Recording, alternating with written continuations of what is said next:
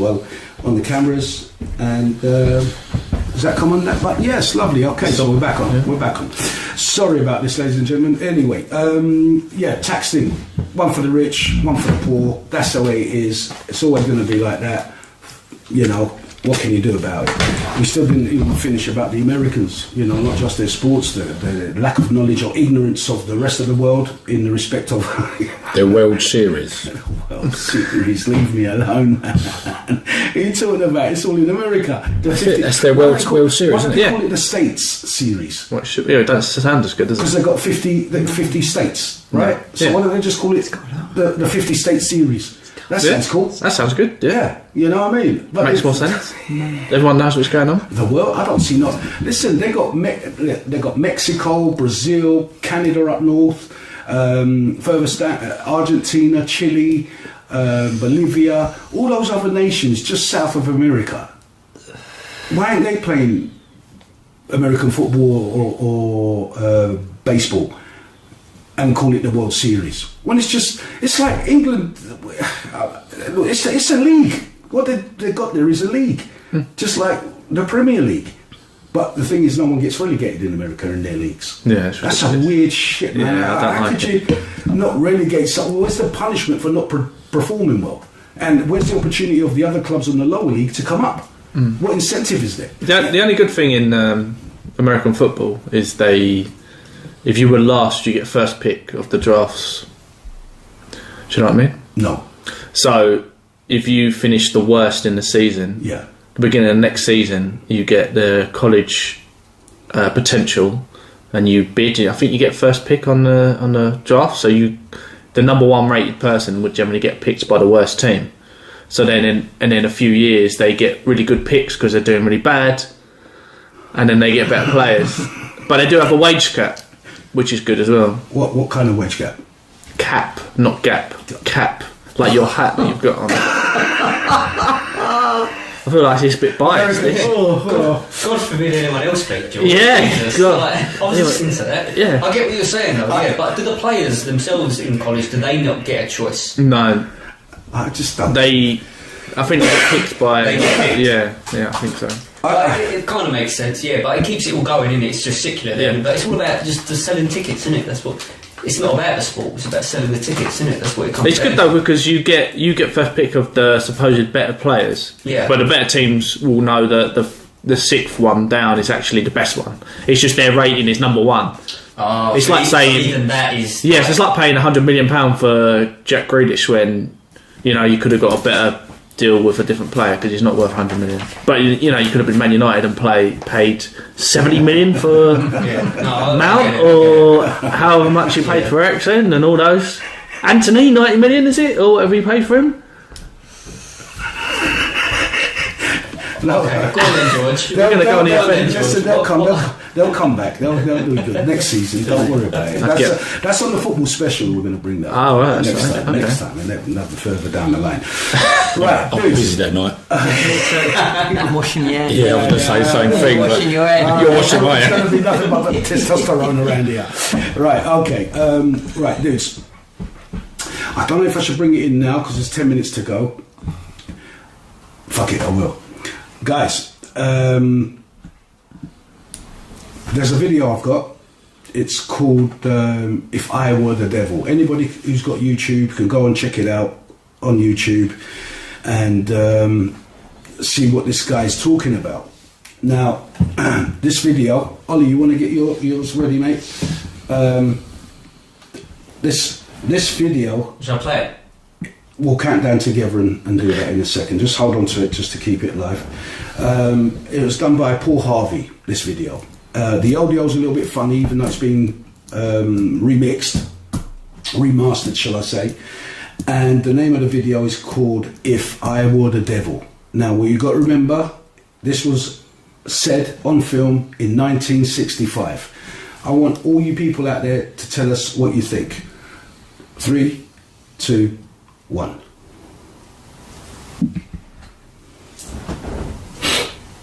It's coming, ladies and gentlemen. If I were the devil. Whoops. If I were the devil. Sorry, why isn't it? If I were Sorry, mate, we're gonna have to mess this up. Yes, you are. Sorry about that, guys. We're going to have to start again. There we go. I'm back to 0, George. You wanna? I'm just making sure it's coming out in this damn thing. You know what? I think the Bluetooth on that is on. But it just said connected. Did it? No, that, yeah, but to that, I think it's I connected. love the professionalism. Oh, sorry about Do you want to do this now, or do you want to do this off? Thing is, right, people at home, this is what really happens behind the scenes of everyone's crap. No, they love it. I'm telling you, they love it. It's raw. It's like crashing the Grand Prix, isn't it? Yeah. They want to see the bad stuff. This is what they want to see. Yeah. They want to see the good Sorry, guys. My apologies, ladies and gentlemen. My apologies. It's not going this smooth. This is the first time we're trying to get video included. We're into this. multimedia. Yeah, we're multimedia right now. We are. You tell me. You count me in, George. I will do my son once I find the thing, which seems to have disappeared.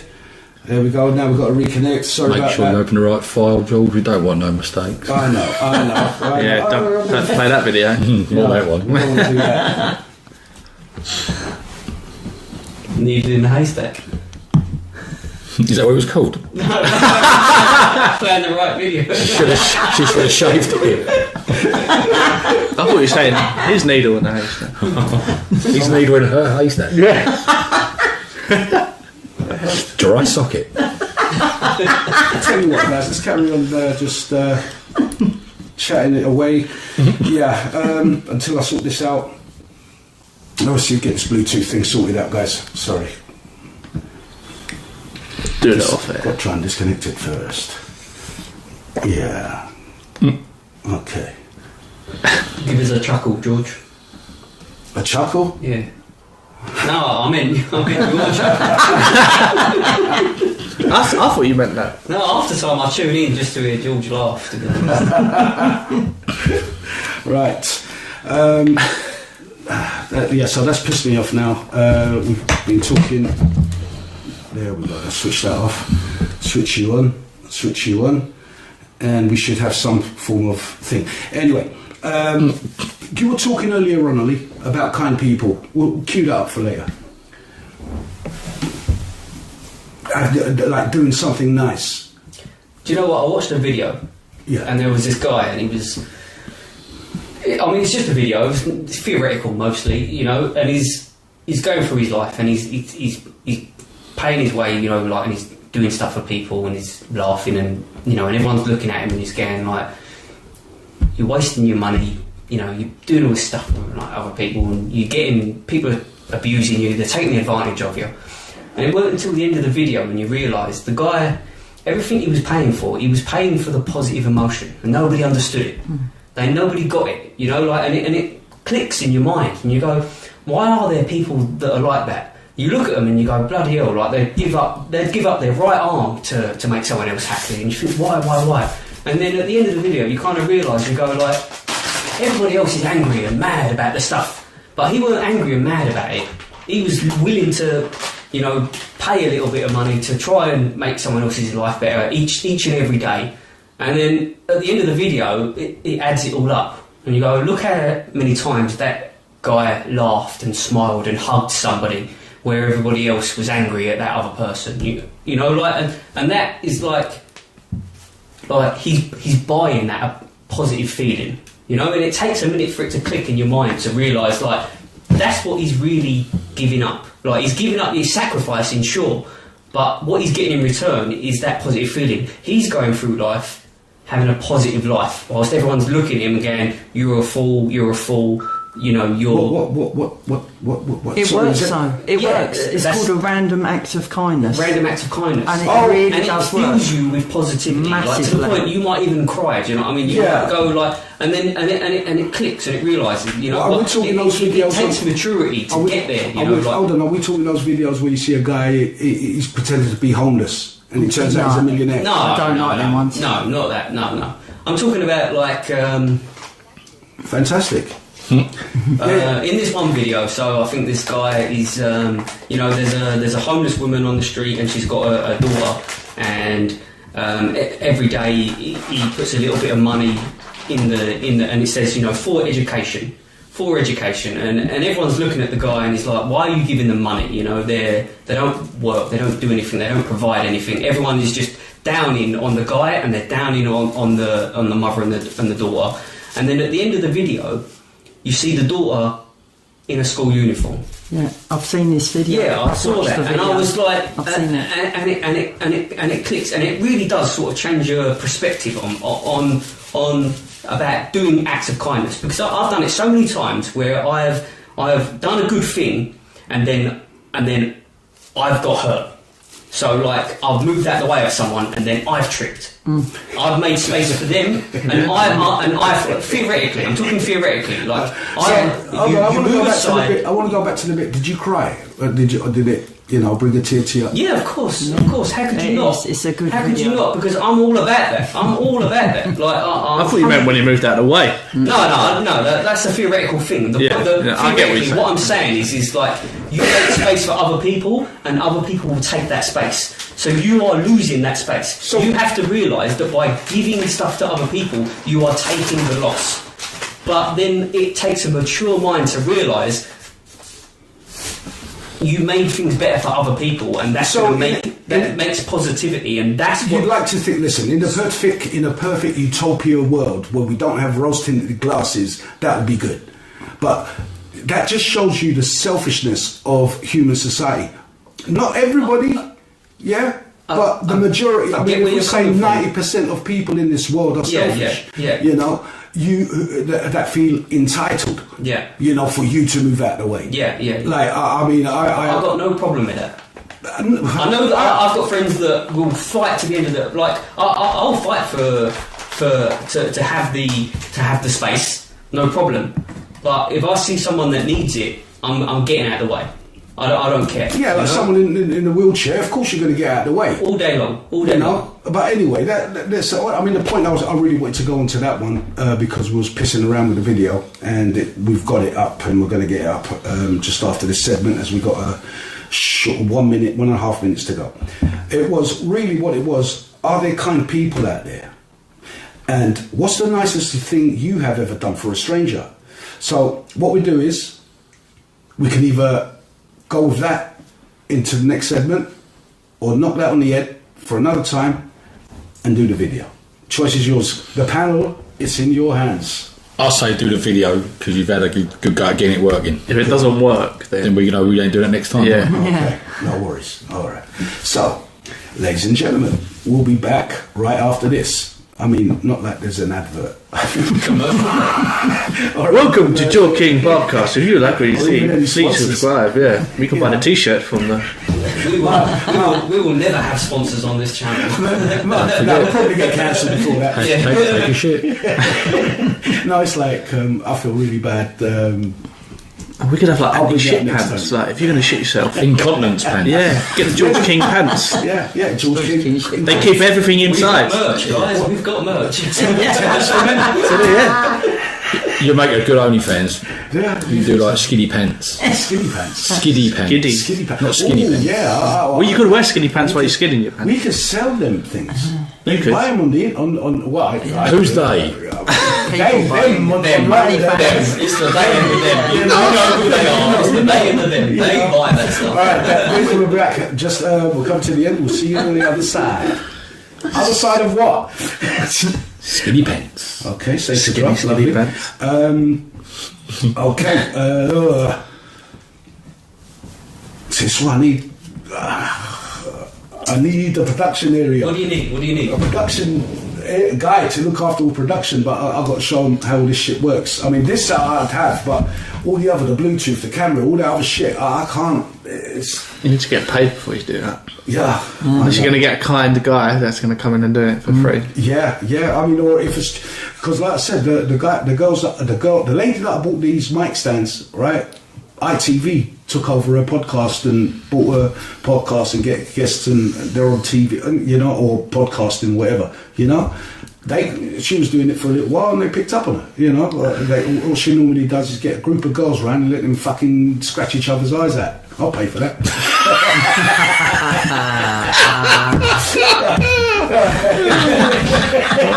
Let's sort out one right here. Yeah,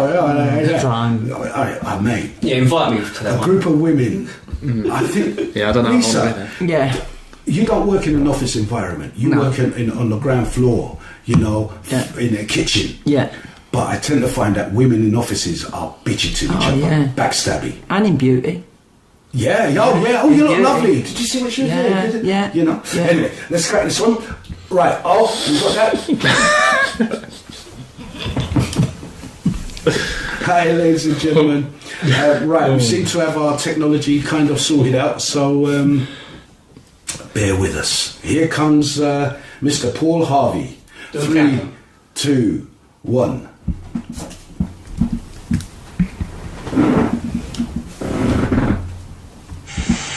If I were the devil,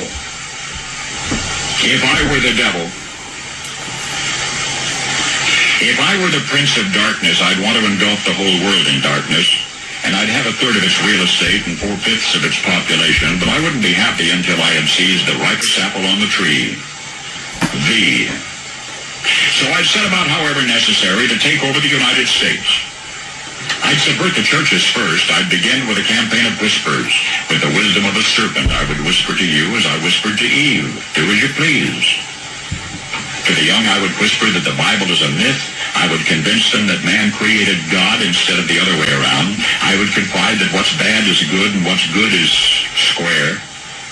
And the old I would teach to pray after me, Our Father, which art in Washington. And then I'd get organized. I'd educate authors in how to make lurid literature exciting so that anything else would appear dull and uninteresting. I'd threaten TV with dirtier movies and vice versa.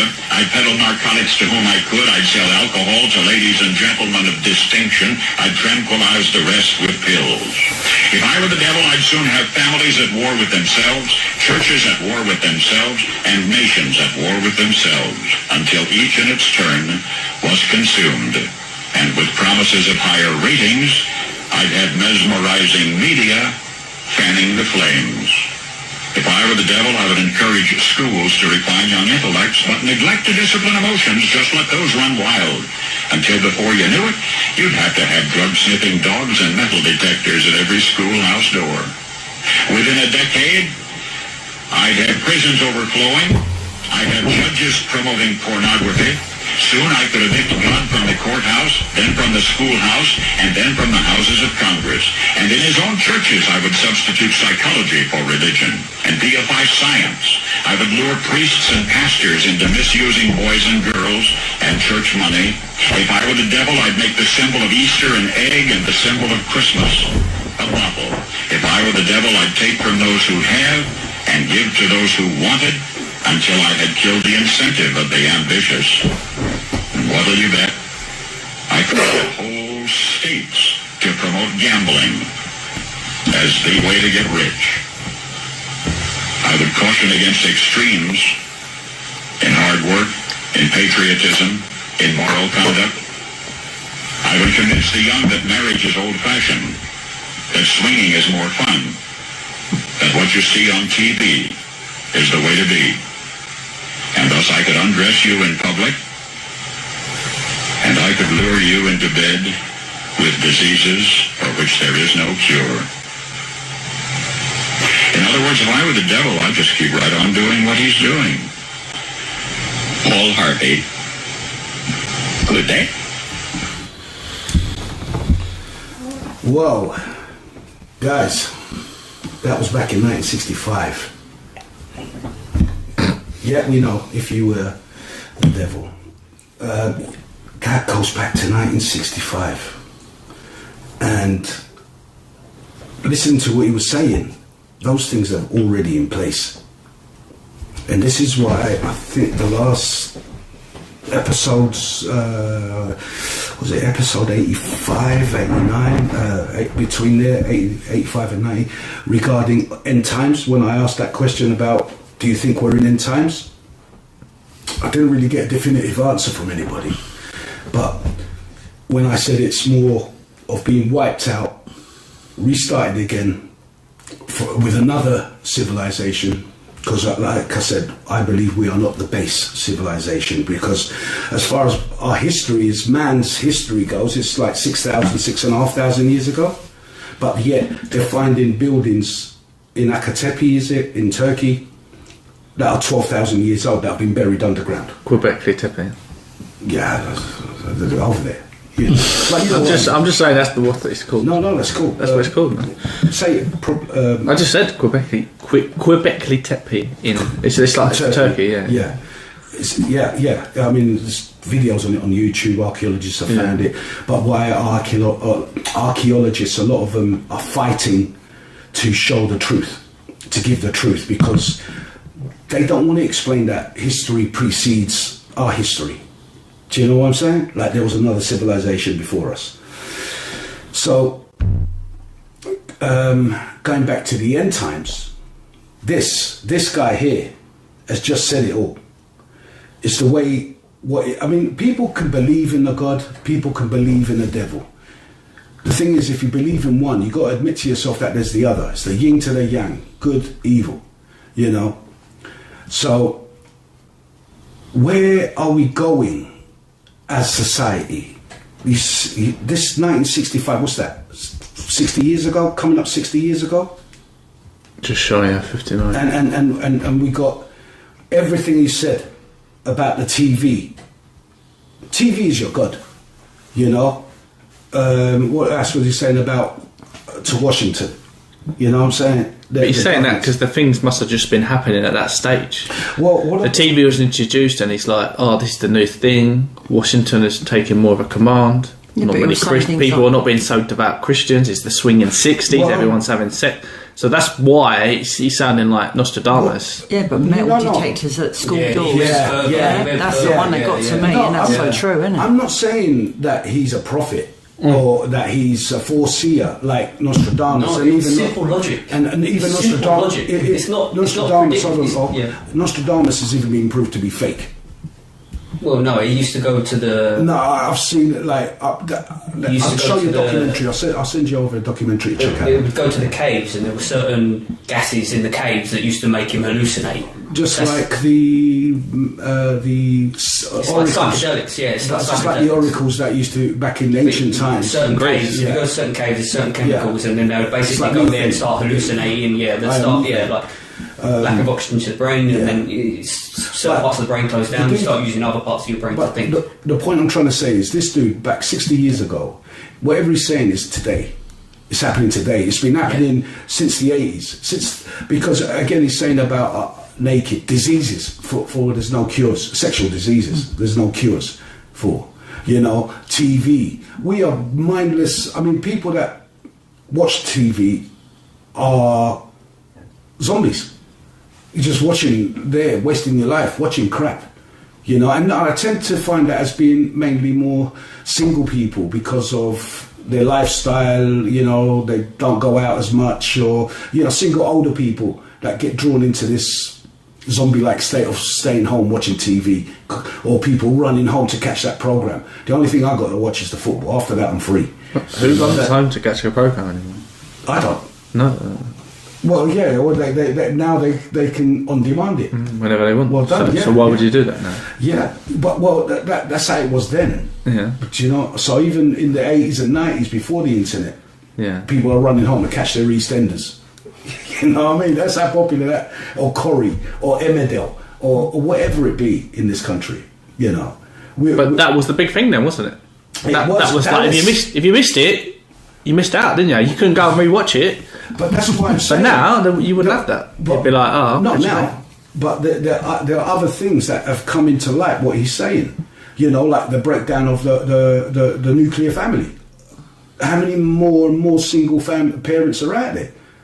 It's just getting worse and worse. You know, being naked and all that on the TV and stuff. Look at them OnlyFans. You know, you take it and you apply it to today, and it is so relevant. Always, you know. Marriage is old-fashioned. Yeah, Why is it old? It gives you stability. It's proved to show that children that grow up in a two-parent family are more mentally stable, healthier, happier, more self-esteem. But the trouble is, you can't say that, can you? What's that? You can't say that. You can, to a degree, but if that family unit is broken, like the mother and father are at each other's necks, right, and it's toxic, then that's not good for either kid or any kid that's in that house, right? But if the father leaves the marital home, or the mother leaves but stays within a family unit involving the kids, like either side of the fence, but they're there, they don't fuck off, then the kid's going to be safe. But if it breaks it up, and through finances or situation that dad has to be absent, then that's where the problem starts. The way I see it, right? I'm a single parent. When they're over 18, you're still a parent, mate. You're always. I mean, she was tapping me up for money today for her birthday. So yeah, there we go. You're always a parent.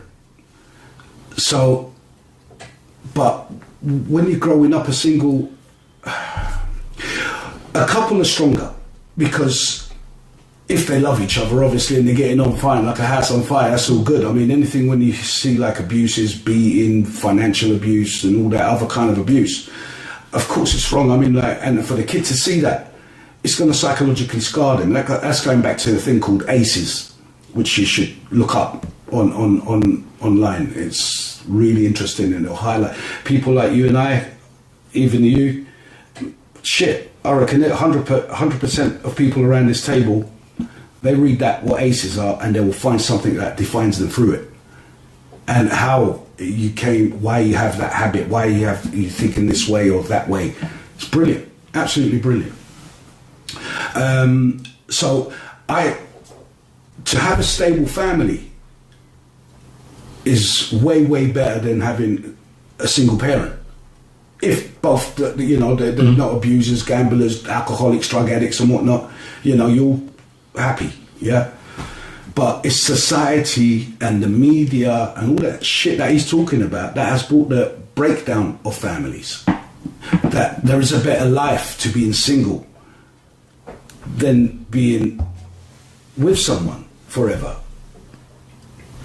This is what the media, the way I see it, this is what is portrayed in adverts, in TV, in movies, in series, on the radio, everything. He's coming from a point of view, the way I think, that he's telling you how the government are going to dictate your life. This is the way I see it. That he's showing you, this is the way it's going to go. You allow governments to rule your life, you're going to be sheep. And look, they're talking about popping pills. Everything is a pill. Everything is a pill. I mean, like, I don't like I feel uncomfortable and anxiety is a pill. I'm depressed is a pill. No, mate. If someone's look for me, if I'm depressed and I talk to some mate, so sweet as a nut. I may have my problems still, but it's a bit lighter on my shoulders. Do you know what I'm saying? And talking does help. But you go to the doctor, they give you pills, cost money.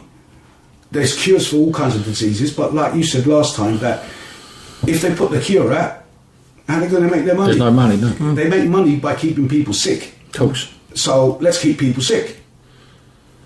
I mean, is there anything else you guys picked up on that and that you can foresee or understand what he's talking about?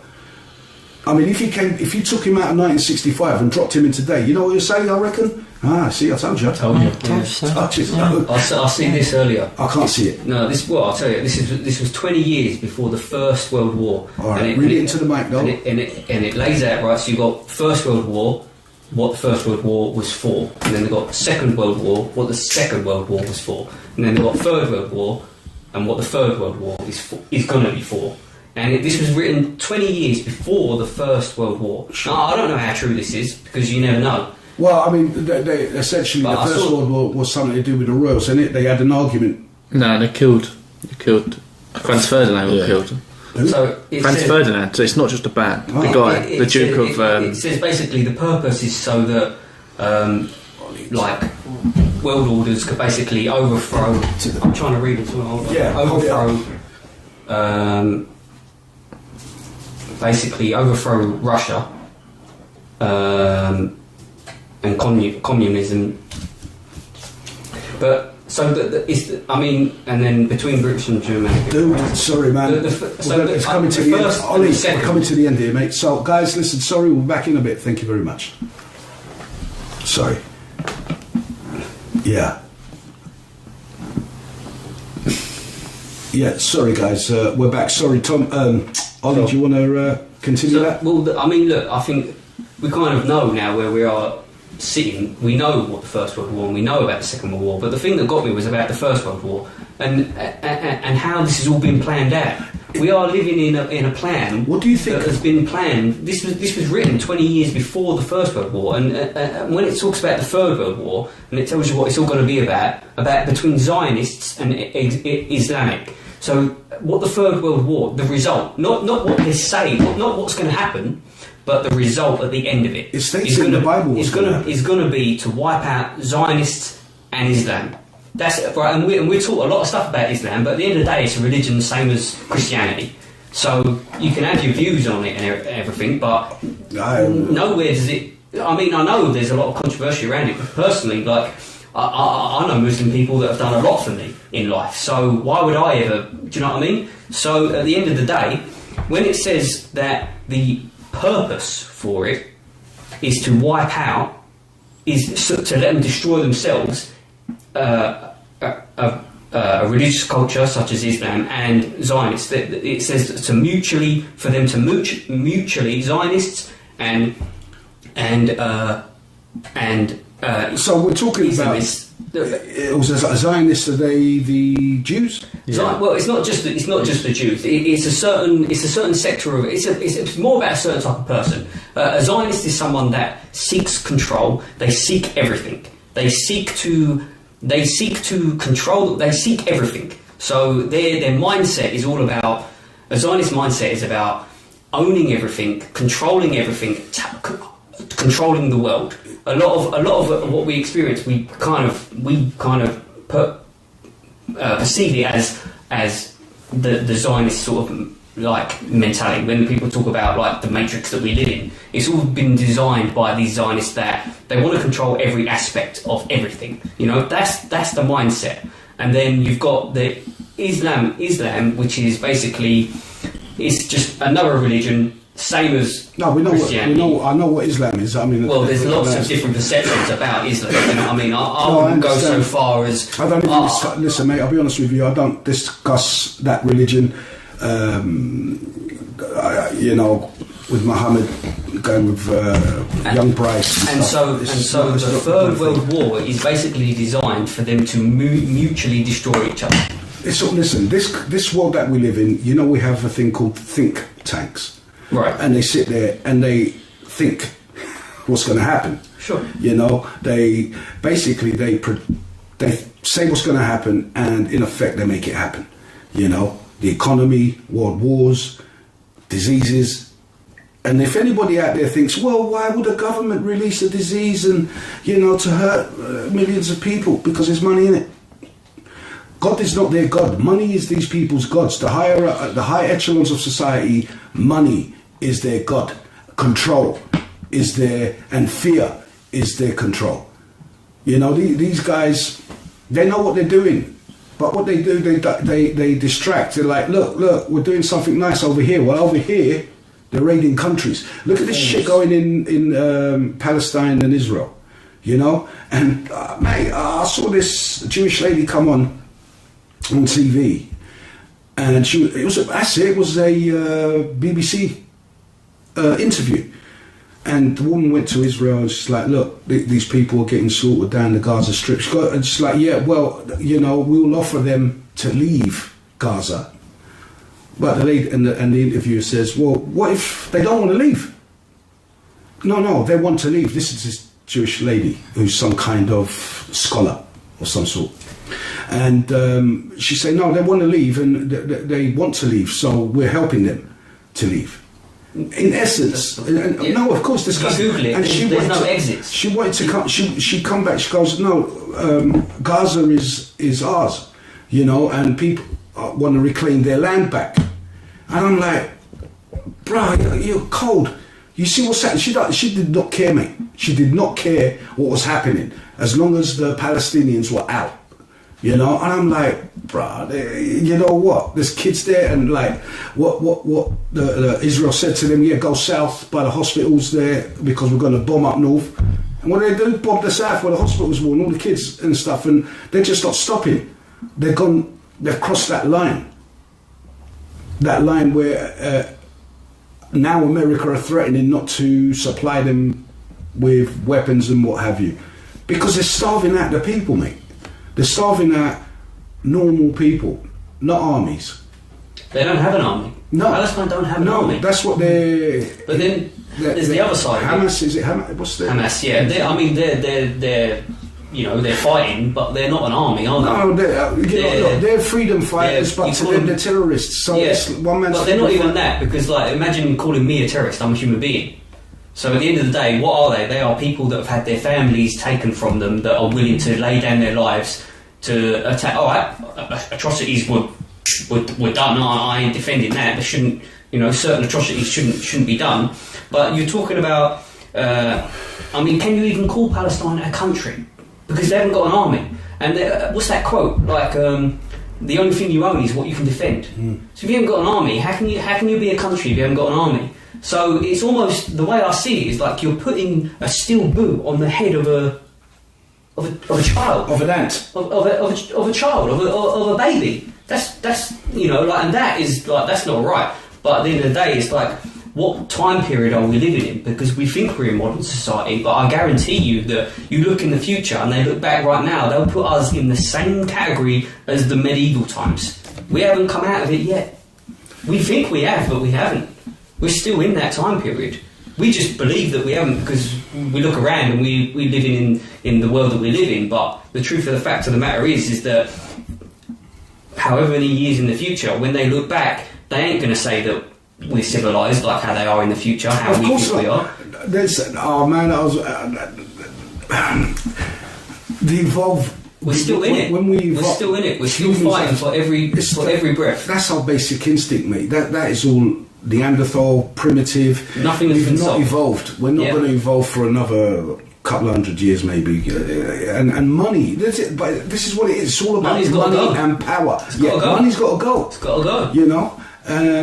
That's funny. I saw a documentary about future and stuff, and in the future there is no money.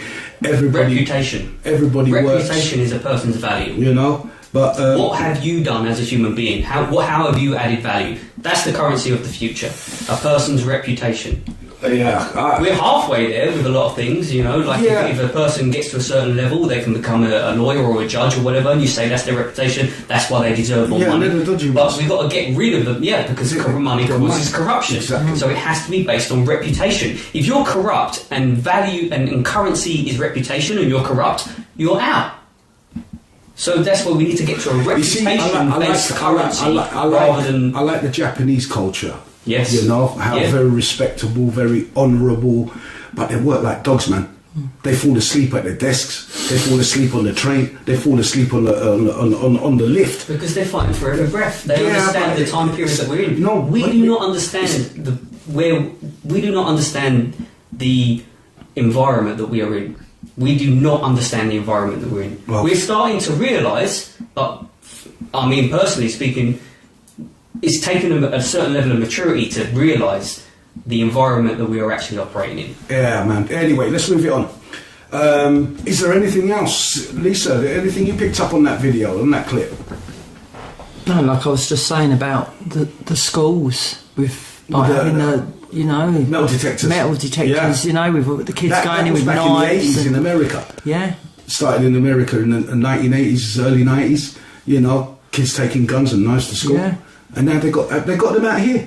Yeah, they've got some kind of thing out here. Definitely, I don't think it's metal detectors as such, but there's a lot of It's a big thing, isn't it? It is a big thing now. I mean, you've got knife banks where like bottle banks. So you go and go and stick your knives in it. It's just people stabbing up people in the 80s. Big time. No. I think you had muggings, right? But the stabbings with gangs and stuff. Not in the 80s. The gangs started to come around in the 90s, the late 90s. With the postcode gangs. They started to come around. I mean, like that's more of the youth level, but you always had a hierarchy. Like an older man, and he's running things. And then you've got the runners on their bikes, like 12-year-olds. Yeah, but that's for drugs, isn't it? Yeah. I mean, in Hackney, you see it blatantly, day in, day out. Stabbings, they weren't as rife as they were today. It's just that I think people... But also, how do you know? Because things are reported. So modern day, if anything happens, you pretty much know about it. Back in the day, you wouldn't know about it. It's not. I used to make the news if there was someone stabbed up. And also you've got internet now and TikTok and people feel shit. Could have been people someone's died and they've been stabbed. You don't know why, or like you're saying, 9 times out of 10, someone's got a phone that's just whopped it out. Yeah. Boom, filmed it. It's the youth again. They're stabbing up. Blah blah blah. X, Y, and Z. But this is again. You don't. I see what you're saying. Like back in the day, it would have only been anyone of profile would have made the news. Whereas anyone that wasn't, they got stabbed up. No one knew about it. Yeah, someone died on that state. So you don't really know the actual factual numbers. Yeah. Did the news care about it, or is it just a death? No, the only or is it a continuation? There will be numbers. There will be stats online. But not as good as we got today. Yeah, it's like fabricated. No, because today, we know what's going on all around the world. Because of the internet. Yeah. But there are files and records of these things, because if someone got stabbed, they went to hospital has to report it, the police have to do a report. So there'll be statistics. But so per capita, what is the difference? Has it grown or has it increased or has it stayed the same? This is what we're saying. I don't know. It's grown. I don't think it stayed the same. Thinking and knowing is different, isn't it? Alright, let me put it like this. Gun crime. When I was growing up, there wasn't hardly any gun crime. Guns are hard to get in the UK. Yeah. Personally, I think it's about time we have to start arming ourselves. We have to start. I think... Because how are the... Do you want to be defenceless when shit hits the fan? I don't want to be defenceless. But the thing is... And so we're going to allow laws that are going to make us defenceless? Yeah, look, I know where you're going with this one, whereas like when the government turn on you. Not just the government. I'm talking about external attacks from someone invading your home. Exactly. Yeah, no, I understand that, but some law says I'm not allowed to defend myself, so I've got to lay down my life. No, you can defend yourself with reasonable force.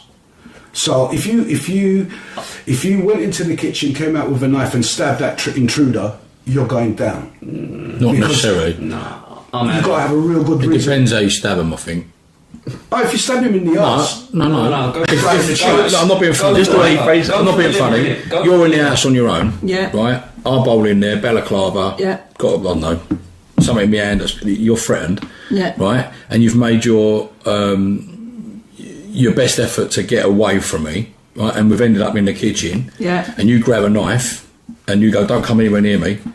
Right? And you're not going like fucking psycho. Yeah. And you just give a little jab. Yeah, right? A stab. Yeah. I can't remember who told me this now. I think it was a copper. And if you stab him once, right, and then you retreat, and I still come at you, you can stab me again, right? But you can't make an offensive move. You can't go at me. You can't chase me out the door, stabbing me. But you can, as a retreat, something like that. But you've got to be able to prove it. And I suppose, how are you going to prove that? Would I get done for manslaughter? Though? No, I don't know. But if I was to fall over and die, right, they will be able to tell the angle of the stab, how hard you stabbed me with it, whether it was like a frenzied attack, or just fuck off, one of them ones, you know what I mean? And I think that depends on what you do. Yeah, but so say she said the two bam straight away. What would be the difference between that?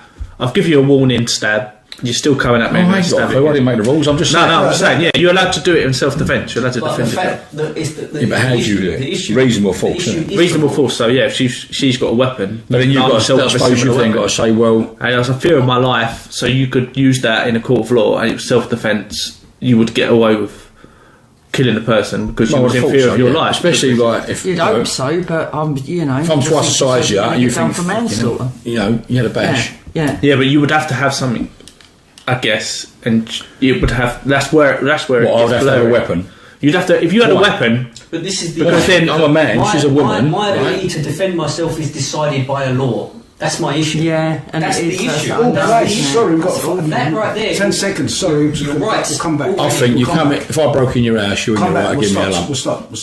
Yeah, but you know what I mean. As soon as you're on my property, I'll fucking try. You lose your rights. No, you would, though, wouldn't you? Yeah. Sorry, ladies and gentlemen. Hello, ladies and gentlemen. We're back. That went on a bit, and we just lost track of the end of the show there. Listen. What about that guy, that farmer? He got let off. Yeah, he did in the end. And he shot him with rock salt, didn't he? I don't know. Oh no! Or did he actually kill one of them? Didn't he? Yeah, a couple of them got. I think the other two. There was 3 of them, and he shot it. That's it. What it was? He shot him going out the window. Yeah. Leaving the property. Mm-hmm. Is that right? Yeah, it was. Yeah. Yeah, and. They were terrorising him, though, weren't they? Mate, you can't listen. If you live alone in the middle of nowhere, in a farm where they have guns, what a muppet! You're going to. The average house don't have a shotgun, does it? But if you're a farmer and you've got shotguns to go and shoot things off the foxes and whatever, chickens. Yeah. No, man. I mean that there. I think, to an extent, whatever you do to a robber coming into your house, he deserves it. 100%. Totally deserves it. I mean, 100%. There shouldn't be any law. The thing is, there shouldn't be any law on that. If someone is in your property, not for self-defence, even if they enter your property. Yeah. If you've got a sword, right, by your bed, and you come down, you hear whatever's going on down, and you come down with a sword. For me, I'm hoping that he's gonna shit himself and do one. Yeah. You know, because it's an ugly-looking thing. But if he decides not to run and says, what are you going to do? Yeah, but would you swing that sword? Yeah. Because if you didn't, and he got it off you, he could then use it on you. That's the trouble. When you carry a knife or a sword, whatever, you've got to be prepared to use it, I think. Because if you don't and you get it turned on you, that's why to preserve my life. I mean, I'm not going to walk up to him and chop him, you know, or stab him or whatever. I would, you better get out of here, mate. You know, I've given him his warning, and if he decides to come towards me and attack me, and the only thing that's in my hand first before I attack you. Yeah, you know what I mean? No, I wouldn't. I'm not gonna. I've got to defend myself. I don't want to stab. I mean, we talked about it before. The thought of penetrating someone's body. You're making. It's horrible. I had no intention of murdering someone. You're making me a murderer by defending myself. Yeah. You know, and then you're the one under the. Oh, we don't have the rights. No, he's got more rights than you have. Yes, that can't tolerate it. What kind of crazy world is this that we're living in? That's crazy. It's wrong. It is wrong. Because let's start a petition. Especially if it's, he's clearly entered the premises unwelcome. You're trespassing straight away. So why is that not? But in all honesty, void of any. What do we do about that? What is the route to actually making the change? The law should be this. Any invader invading someone's home and gets what he gets is what he gets. Yeah. But the problem there is you can drag someone or invite someone around you don't like, stab him up and say you've invaded.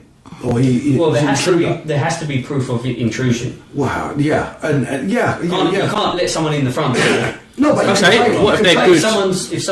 What if they're a good burglar and they sneak in and there's no proof? How they snuck in? You left the window open in the summertime, the back door's open. Pick the lock and shut the door. Or something, I don't know. You left the window open, it's hot, they climbed in your window. Doesn't matter, they broke in your house.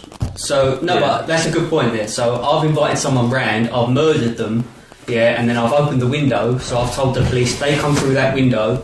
Yeah. That's what you're saying. So I get how it can be used. Have you not seen the CSI? Let's look at the percentage, right? The probability, the percentage-wise, right? For all of those people that want to murder someone and they're going to go to the willingness of saying, come round my house, I'm going to in their heads, I'm going to murder them, and then open a window. That's how many, 1%, 2%, 3% of the entire population, as opposed to the, say, 10 or 12 or 15% of people that actually get burgled and have to defend themselves. I'd rather those 15% of people be protected than that one psycho that wants to murder someone. The thing is, you see them when they're like, you see them caught on camera when they're nicking things like motorbikes, but they're not just being a clever thief, right? They're willing to harm. They've got machetes and things, right? So if I mean, I ain't being funny. You come in machete, you can have me fucking bite, mate. Take it. I'd rather keep my limbs. Yeah. Take a bite. Do you know what I mean? Of course, yeah. But like at the end of the day, what are you meant to do, right? And if you was to do them, you're in trouble. Yeah? That's the worst thing. That's the sad thing about it. I mean, I've before I married Peter, I was a single mum in that house with my 2 kids. So, you know, I've worked out a plan.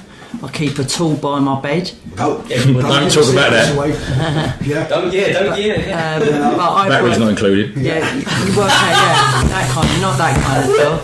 That was really wouldn't it?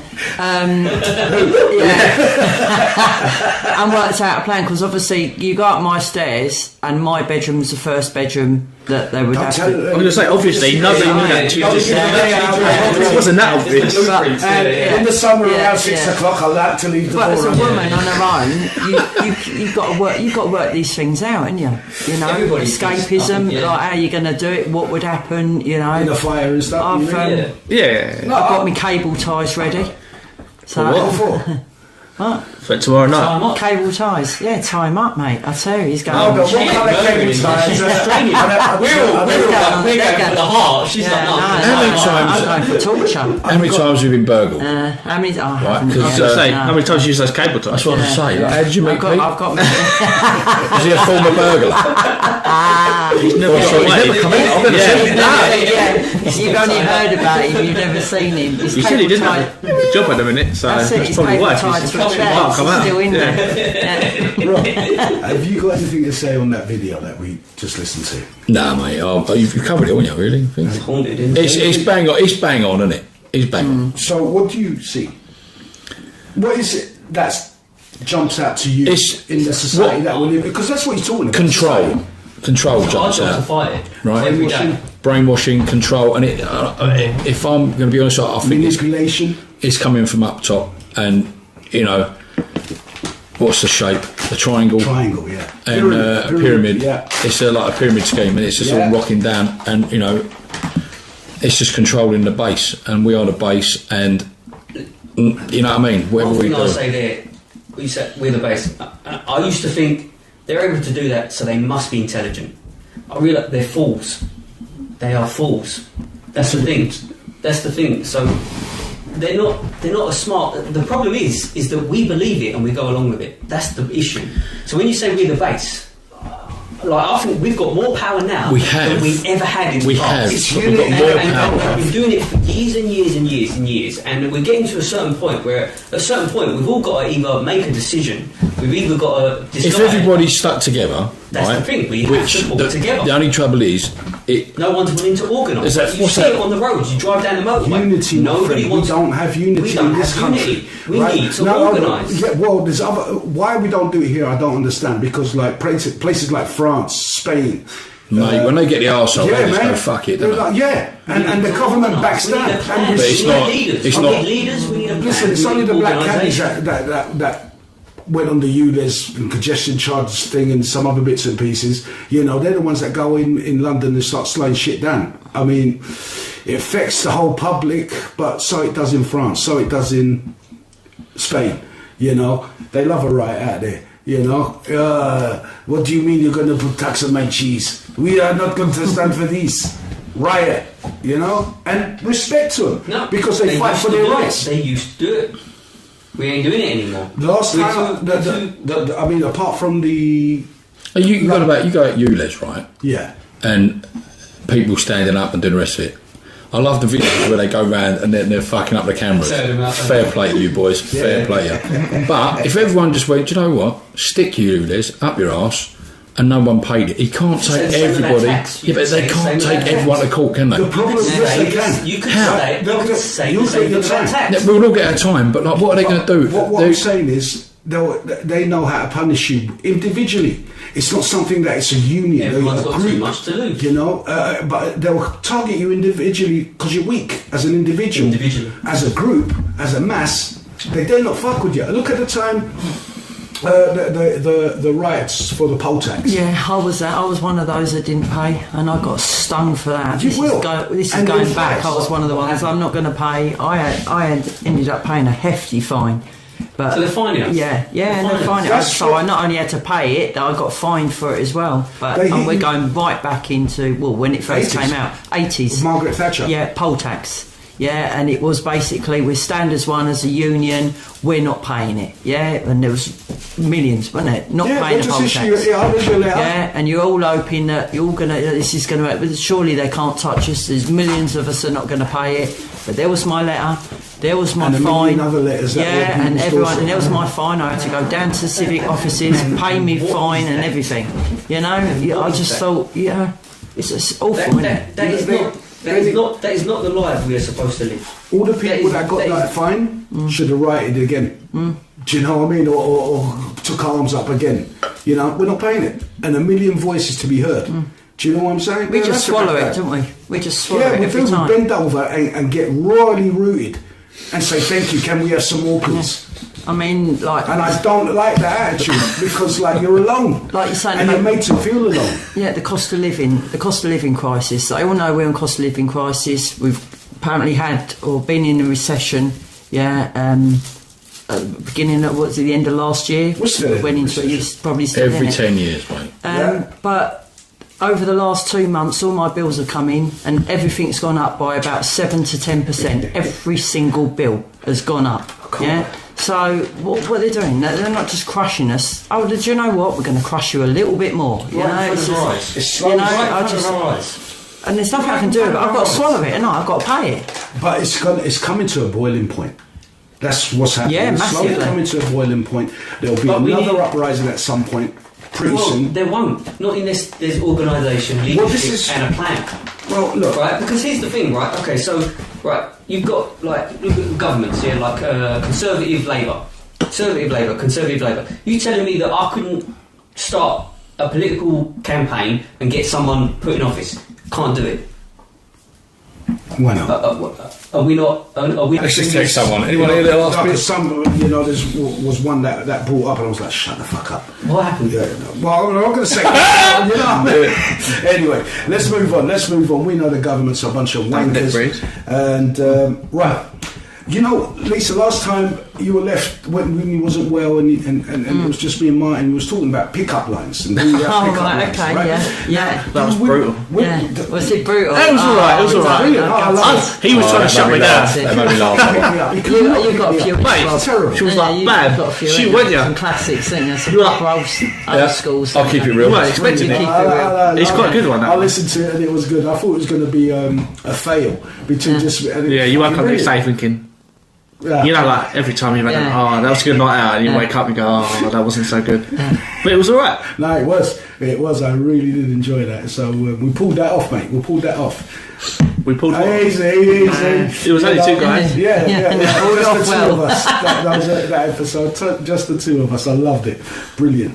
The episode, I love. Yes, just the episode, crystal clear. After hours is. Guys, I want you to have a little think about this.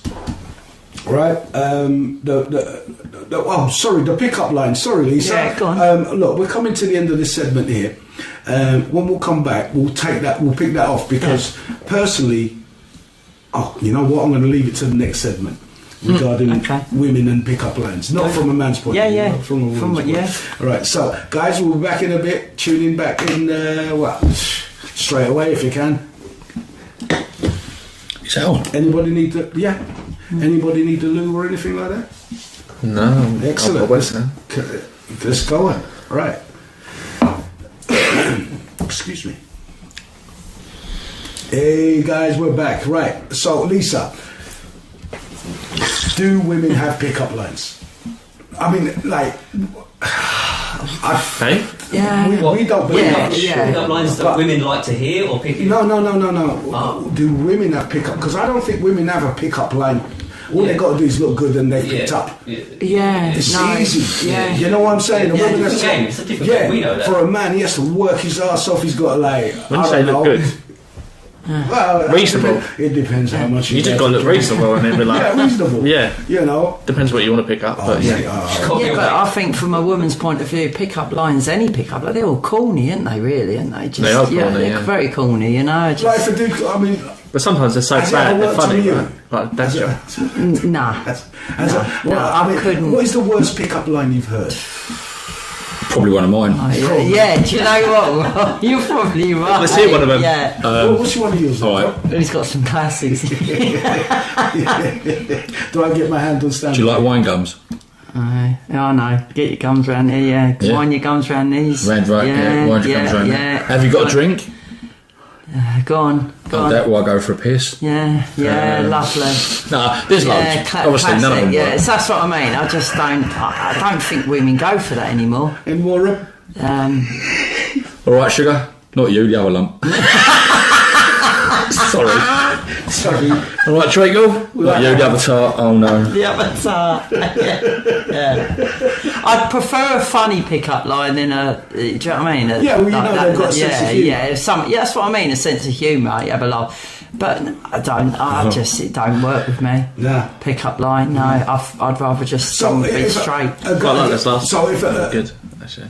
So to be straight, you prefer a guy come out, all right, darling, I really like the look of your dress and you look really nice in it, and would you like to have a drink with me? Is that just straight out, No, you know. Oh, I love your dress is nice, it looked good on not even the dress thing, it's just like... Mine was all about shoes last time. Where did you get them from? Where did you get them from? Oh yeah, he was. If you remember one of them, if you listen to one, just the two of us, you know. That wasn't a joke, man. That wasn't a lie. Aiming for gay friend, right? That wasn't a lie. Where's the letters from? And did they do them in a size 10? I didn't say that. I like the way you were setting up where you were. How are you sitting? Am I doing this? Yeah, funny. I never said that. You did. Go back and listen to the podcast, mate. You know, I wouldn't lie to you. That was probably a compliment. You was trying to pay it as a pickup line. You was trying to pull him. Me. He was meant to be a bird at the time. I was supposed to be a lady at the time. Which is like... I was a woman at the time. For your... you know when actors have to act on a green screen? Yeah. And they've just got a head that they've got to look at a monster or something. That I like that. It must have been what was going through. Yeah. He must have been right. This is like a green screen of a bird here. I've got to imagine. It's an ugly bird, so it was really hard for him to look at me and like... Well, you would have got... Fuck, am I going to pick this champion pull a pig points. Yeah, I mean, and a beard. Did you say that? I had a beard. Pull a pig. Is that allowed anymore? I don't know. Is Hunter Munters allowed? Hunter Munters, yeah. Not if you play football. Not if you play football. That's such a... I mean, I listened to that. That was episode 90. And I listened to it today, actually. I finished listening to it today. And I'm like, I just can't believe the Snowflake Society, you know, Munter Hunters. Oh, we're going to pull out. We're not going to play anybody called Munter Hunters. Oh, for fuck's sake. Surely they win the cup then? If you call that, you're champions, so if we don't play, Munter Hunters win. I don't Surely then. Brilliant. And the Munter Hunters can go around and...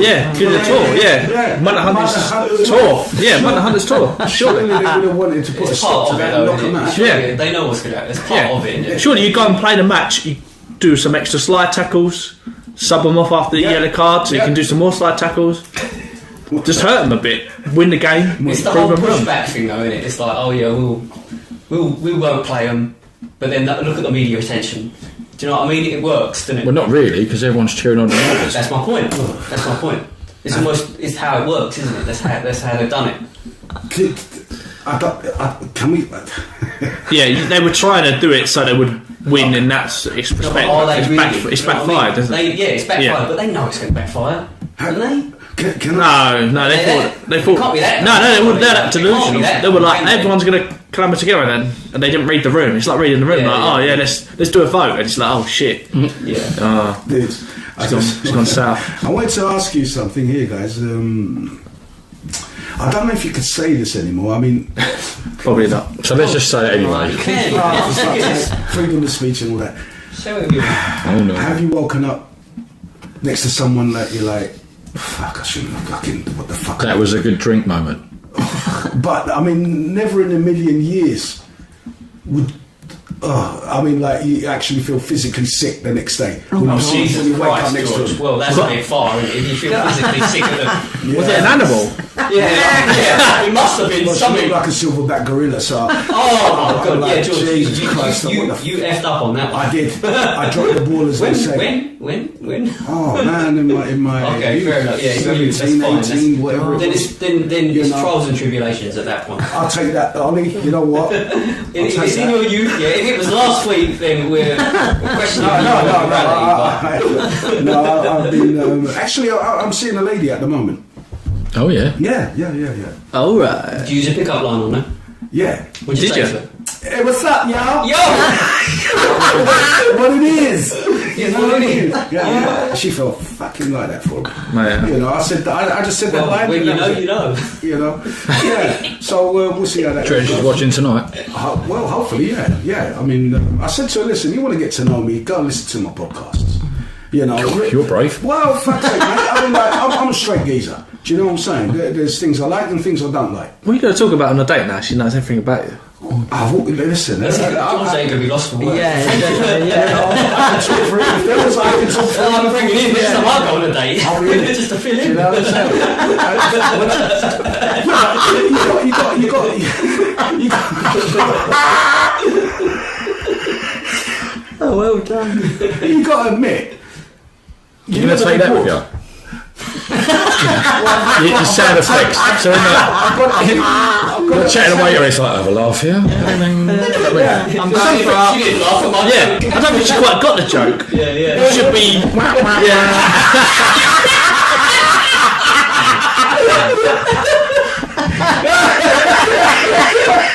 He's gone, look.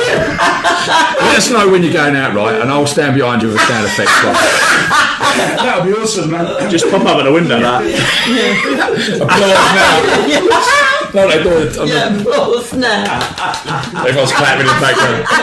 Oh, dude. I'll tell you. Yeah, Where'd you meet her, George? Online, innit? Oh, was that the one you said to me about? I don't know.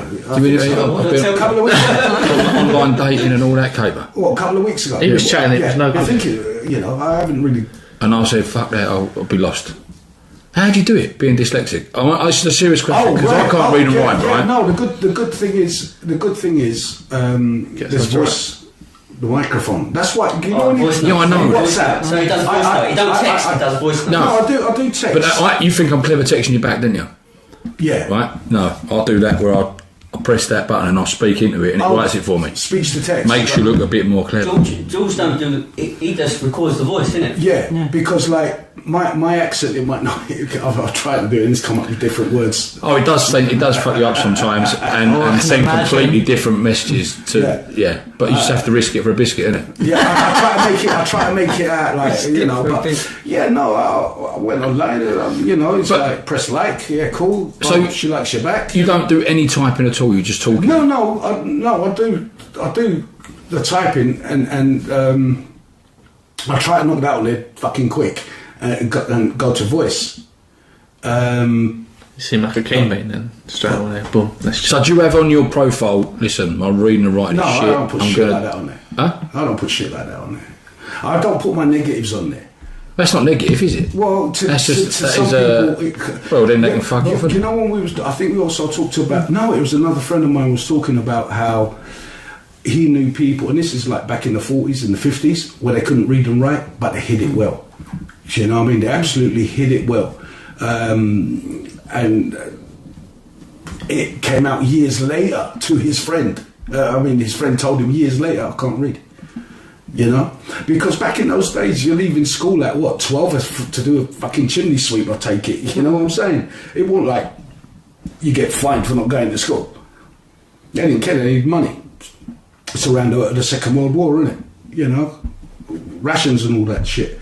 So for me, it's not about hiding whatever. I mean, I'm not gonna. I don't think you get much luck dating if you put I can't read, I can't write. I've got no education, which I have no education, at all from school. I left with no education.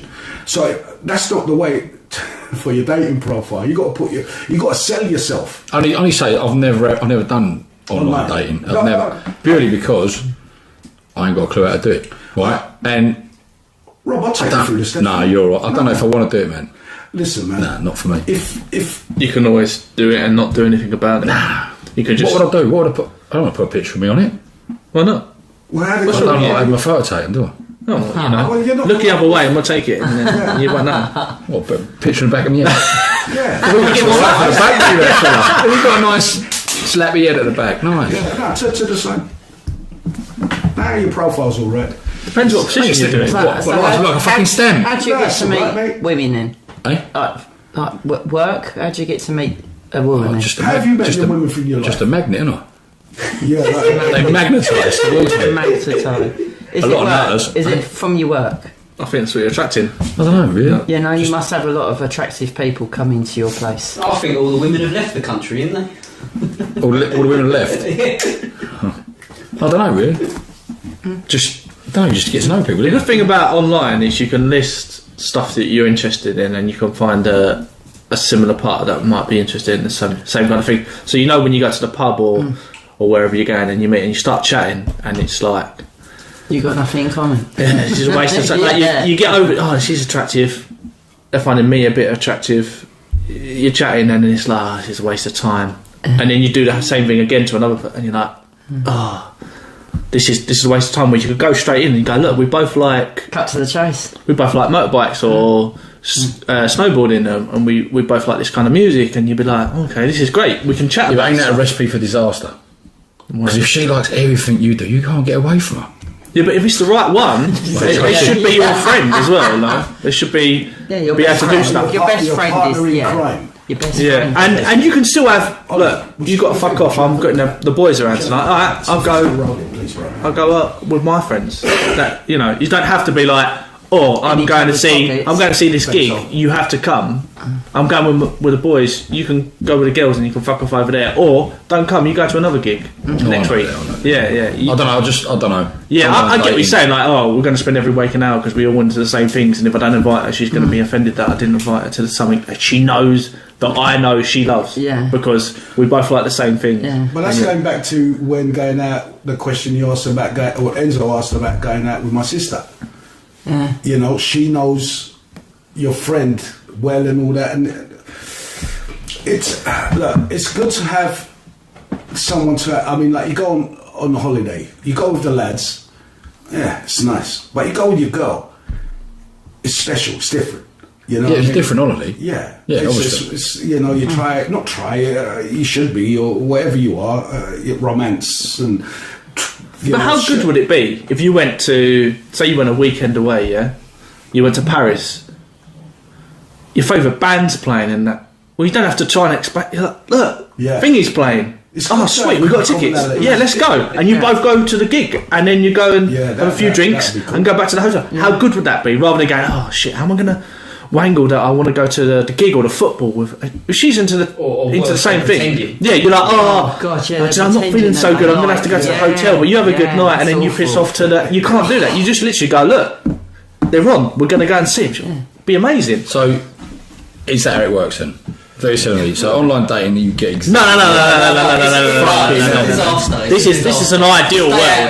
Yeah, stay out of This would be like perfect So match. it's hard This would be work. perfect You match. would have Well, that to, don't you happen, have does to it? learn Right, the rules. imagine dating your Ollie, phone. That's sorry what we're mate, gonna- we're just coming back to the end of that there, my man. So we can bring this back, and we'll walk you through the steps, right? Ladies and gentlemen, back in this. You want to date your phone? Mate, you ain't going to sign up and they go, oh, we're going to be in the same thing. Let's go and... Yeah, it's not going to work like that. But it could, because you're filtering out a lot of rubbish that you... Yeah, you do. You're not feel right. wasting It's a more real- time it's than a you real need to. Fucking man, honestly, it's a minefield going online dating. It really was for me when I went on it. Fucking blew my Oh, mind. you did it all, did you? Yeah, that's why I met Peter. Oh, was it? But all I got was where we're recording. Yep, Now we are. we are now. And remember, it's constant. Yeah, all I got was naughty pictures sent to me for the first few months. Blimey. Well, yeah, you might as well go on then. Hey, go movies. By random fellas. Yeah. I mean, it was I'd take a awful. few It was dick actually pics, awful, yeah. You know, you get a wink, ding, you get the wink. And you like get a this ding. little winky thing, like a thumbs up sort of thing. So-and-so, and, you know, send a picture of yourself, and you say, these pictures were coming through, they weren't of their face. You're getting cock photos. I was getting Cock dick pics. pics. Dick pics, Dick pics, No, dick see pics. that the girl that I'm seeing and at it the was moment. She wanted She a sent dick you pic a as picture well. of you. She sent me a dick pic. No, she didn't. She sent me a picture of So you this mean guy. the girl he was dating? Oh, okay. The guy. She sent me a picture of this guy who sent her photos, right? This fucking moron's in a pinny, right? His arse hanging out. Oh, yeah. And then he's lying on the bed with his arse up in the air. Do you know what I mean? Like, he's showing it. My friend had one, was it, can you show us a picture of your pussy? You sent a picture of a cat. Rolled up on the settee, you know what I mean? Brilliant. It's only pussy you're going to get to see, mate. You know, but it's a minefield out there. It's horrible. You just, No, it's I know. nasty. Look, It's there's nasty. a lot of sieving the wheat from the chaff. But you'd still have to do that in the real world. No, because in the real world you see something like, fucking talk to that. You carry on walking. I mean, again, on the No, but I mean, Right, like, so we what said I it. mean is, you have to then go, look, I like them, they like me, go over. You walk over there, Let's don't waste go, some time. check That's this my out. evening done. Found out we've got nothing in common. Yeah. She doesn't find me funny. And I We bought do, a drink. yeah, and, Yeah, and I've wasted money and time. Yeah, Whereas you could but go. You've also, Yeah, but back you in the don't old days, you've had a bit of practice. check in you. this out. But I think you can be a bit more direct online. Yeah, you can. You know? And then what happens, like, you do a lot of online crap talking, blah, blah, blah. What happens when you actually meet the bird? You don't have to talk about it. No, but that's just, it depends on your character. Listen, mate, you're yeah, a lot. I think There's a lot of- If you've done a lot of flirting and all that on the phone, hang on, Yeah. right, before you've even actually spoke to the bird, when you meet her, Yeah. what you got in lock? That's You've got yeah, shit but loads to talk about. No, but if you've put all a load of flirting in, you've done all the one-liners, and she's laughed, ha ha ha. Rob, I think the job that you do, you work with the public. Yeah. And you get all these clientels coming in. And you put on. I think deep down inside you're quite shy and reserved. Oh, me? Yeah. I wouldn't say I'm shy. Okay, but I think you're Like to be alone? You're quite I reserved. like to be alone. And you may, No, I'm asking. No, you may put no, on- not necessarily. No. and you may put on a persona.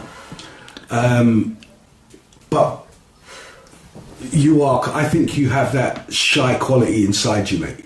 A bit reservedness. You know, like A bit introverted. yeah, just a little bit in private. You don't want to seem. I mean, I massive- don't want to seem massive vulnerable introvert. in front of. I think, No I one think, wants to I seem think vulnerable, Rob do keeps they? his That is cards true. close to his chest, basically. Yes, When but it I comes do. to it, I think I he's don't- a private person. But when I it feel comes that's to his stupid own to just personal. check your cards out. What it is, Everything. right? What it is, doing my job, I've got to control the room, You have to. right? Yeah. Because I've got people in pain. They're in Yeah. real pain. Yeah. Good man. So He's a good man. you need to be able to, what's the word? Take care. Light in the atmosphere. Yeah, lighten the mood, Yeah. joke about, Yeah. also like, I don't know, being in control basically. Thinking of others. But when you walk into the shop, it's like when I was DJing. Used to me and DJ. Mizzy, we'd be like sitting there, just talking normally. It's like, oh fuck, here we go. We can be really pissed off. We can be really pissed off. But you go on stage, it's just like right. Yeah. Here we go. That's DJ all. head on, wallet. And for the next 3 or 4 hours, we're like doing whatever we're doing, and Yeah, I it's think back we're in the motor on the way and introverted. going, fucking knackered. Can't be asked, we'll do this again tomorrow, blah, blah, blah. But, I don't know. But that's what. No, that's what I mean. They'll be You put on a persona. So like your DJ hat is your your DJ persona. Your shop is your It's a shop performance. persona. He puts on a performance You know, when that's he becomes a interesting. DJ. I That's what it think is. you are quite shy. It's not shy. Yeah, it's no, introvert. No, I'm not Use the shy. word. Ollie, would you still shout from across the frigging room and come and sit down and sing with me? Listen, You know what I mean? If it's karaoke, mate, I'm up there. Oh yeah, Ah, mate. Right, I'm with okay. you. Do you know what I mean? I don't. Would you get a song? I mean, What's your go-to song? Okay, let's go. Would you get up Anything I and go? know because I can't read the fucking words. However, I'll pick it for you. You tell me what it is. hang on, karaoke has actually helped me with my reading, and not writing, but my reading. Oh, I can I bet, recognise yeah. words now that I don't know how to read them out, but I can. Crosswords. Oh no, I'd get cross. No, try a crossword, mate. That's what's helping. No, what it is when you know the song, Yeah. right, and the words are coming up, and you can, because when you're looking at it, you're only looking at it, see when they turn different colours, you know, I've got to come in now or whatever. Do you know what I mean? But when you know the song anyway, because I'm singing them, I can recognise some of the words on karaoke. But you put them on a paper, I wouldn't have a clue what they are. Do you know what I mean? If it was out of context, I wouldn't be able to. I wouldn't be able to decipher what they Mark. were. What's your karaoke song? That's what I'm waiting for. Go on, what's your karaoke song? What's the one? You've got to have one. You go up there. Minnie the Moocher. Minnie the Moocher, yeah. Brilliant. What a boring song. I don't know that song. No, Minnie the That's Moocher. not a boring song. No, No, that's a good one. I've sung that in Vegas. My one, I've got a good one. My one is Stevie Nicks, Edge of 17. Oh, yeah. Yeah, Okay. that's me. How does that go? Don't you know Stevie Nicks? Don't look at me like that. I told you, I don't come from this environment. You know, I come I from know a black Stevie environment. You know, it's all reggae, hip hop, soul, funk, R&B that I grew up with. I don't That's know. me. You know, you tell me Otis Redding. Yeah, You yeah. tell me a Sam Cooke. You know, I'm a woman's rock singer. I didn't grow up with rock. Yeah, It's all only right. since moving out here. Yeah, Stevie I got Nicks. into rock by learning the guitar. But Stevie Nicks, Edge of 17. Just like the white. if I don't know the dude, Have you seen School of Rock? Yeah. Yeah, I did. Right, it's the song in that one, and he puts it on the thing. I'm not great with Jack Black. Just like the white winter, sing sounds like he's singing. Ooh, baby, ooh, Fuck it, let's have it. I'll have to It's a good song. and don't be putting it up on Spotify. Don't I like that. Yeah. Bit of Sinatra. Wasn't she bit in of Fleetwood Sinatra. Mac, Stevie? Yeah, she was. Yeah, that's she the one, was. yeah, I'm thinking of that. No, all right. If you had to walk out on stage at Wembley, right? Curtain's gone back, Okay. Who's? and anyone, you've got to go out and you've got to sing a song, and the moment you walk out there, it's going to start playing. Bosh. Make it up on the spot. Fuck me. I've got mine. Last karaoke one I did was Welcome to the Jungle. So Did you? yeah. Brilliant. I need enough. I need a lot of water for that. Got the air for it. Yeah, I've got a screaming thing, so I'd do that. Yeah. And it get the crowd going, and I get excited by that shit, like that bit of metal. That's bit of right. rock. Minnie the Moocher. I don't He's know a that crowd. song. You've never heard it it? is. No. Yeah. It's in the Blues Brothers. See the film Blues Brothers? Classic. I must have seen it. Yeah. It's Cab Calloway, I think. Because everyone joins in. Hidey, hidey, hidey, hidey. Oh, that one. Hoody, hoody, I must have heard hoody, it. hoody. I must know it, but I don't know the name. He feels a story about Minnie the Moocher. Yeah, She great makes song. So what would it be yours? Welcome to the Jungle. Yeah, why not? I guess. Yeah. Rob, what's yours? Walks out on stage and do it. Yeah. That question that you just posed, it's going to go around to everyone. Start thinking. We got me. Hang on, wait your turn. Who? Yeah, I think it'd be a Frank Sinatra song. Okay. Any particular one?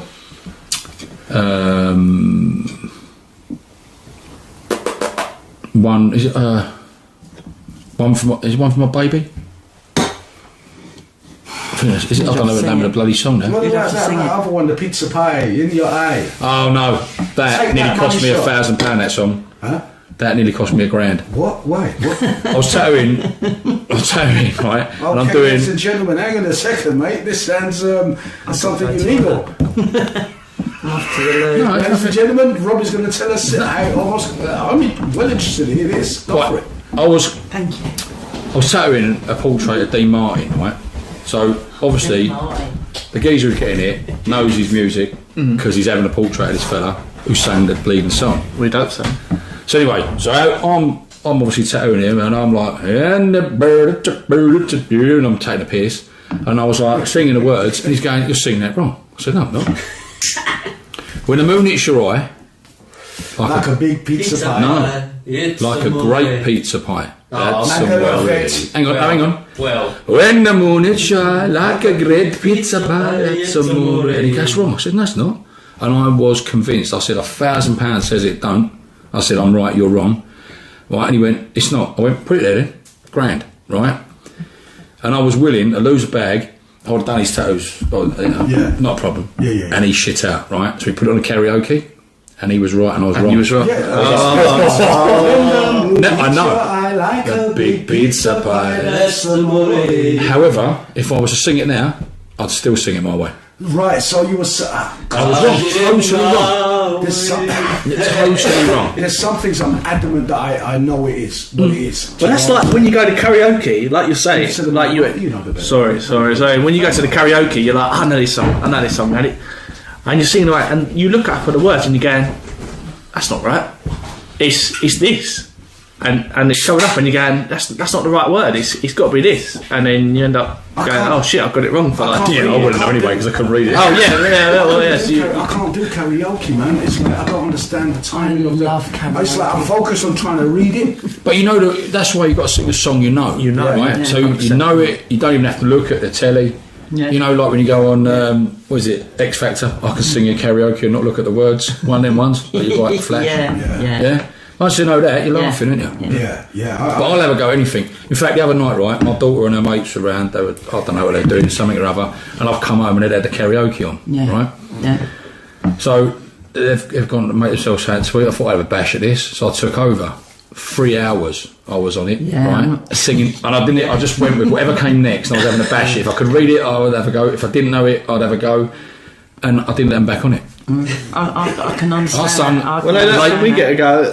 No, they did it. Les Miserables or whatever it is. I had a bash at that. No, I've done it right. Didn't know the words. Okay. Let's move this one to Lise. Your song coming out on stage. What are you singing? Boom. Well, I've got to do a crowd one so that everyone knows. So it can't be sort of. I've got to come away from the rock. So it's got to be an ABBA or something to get the crowd. No. Do it for yourself. Yeah. I'm rocking the crowd. I've warmed up for you.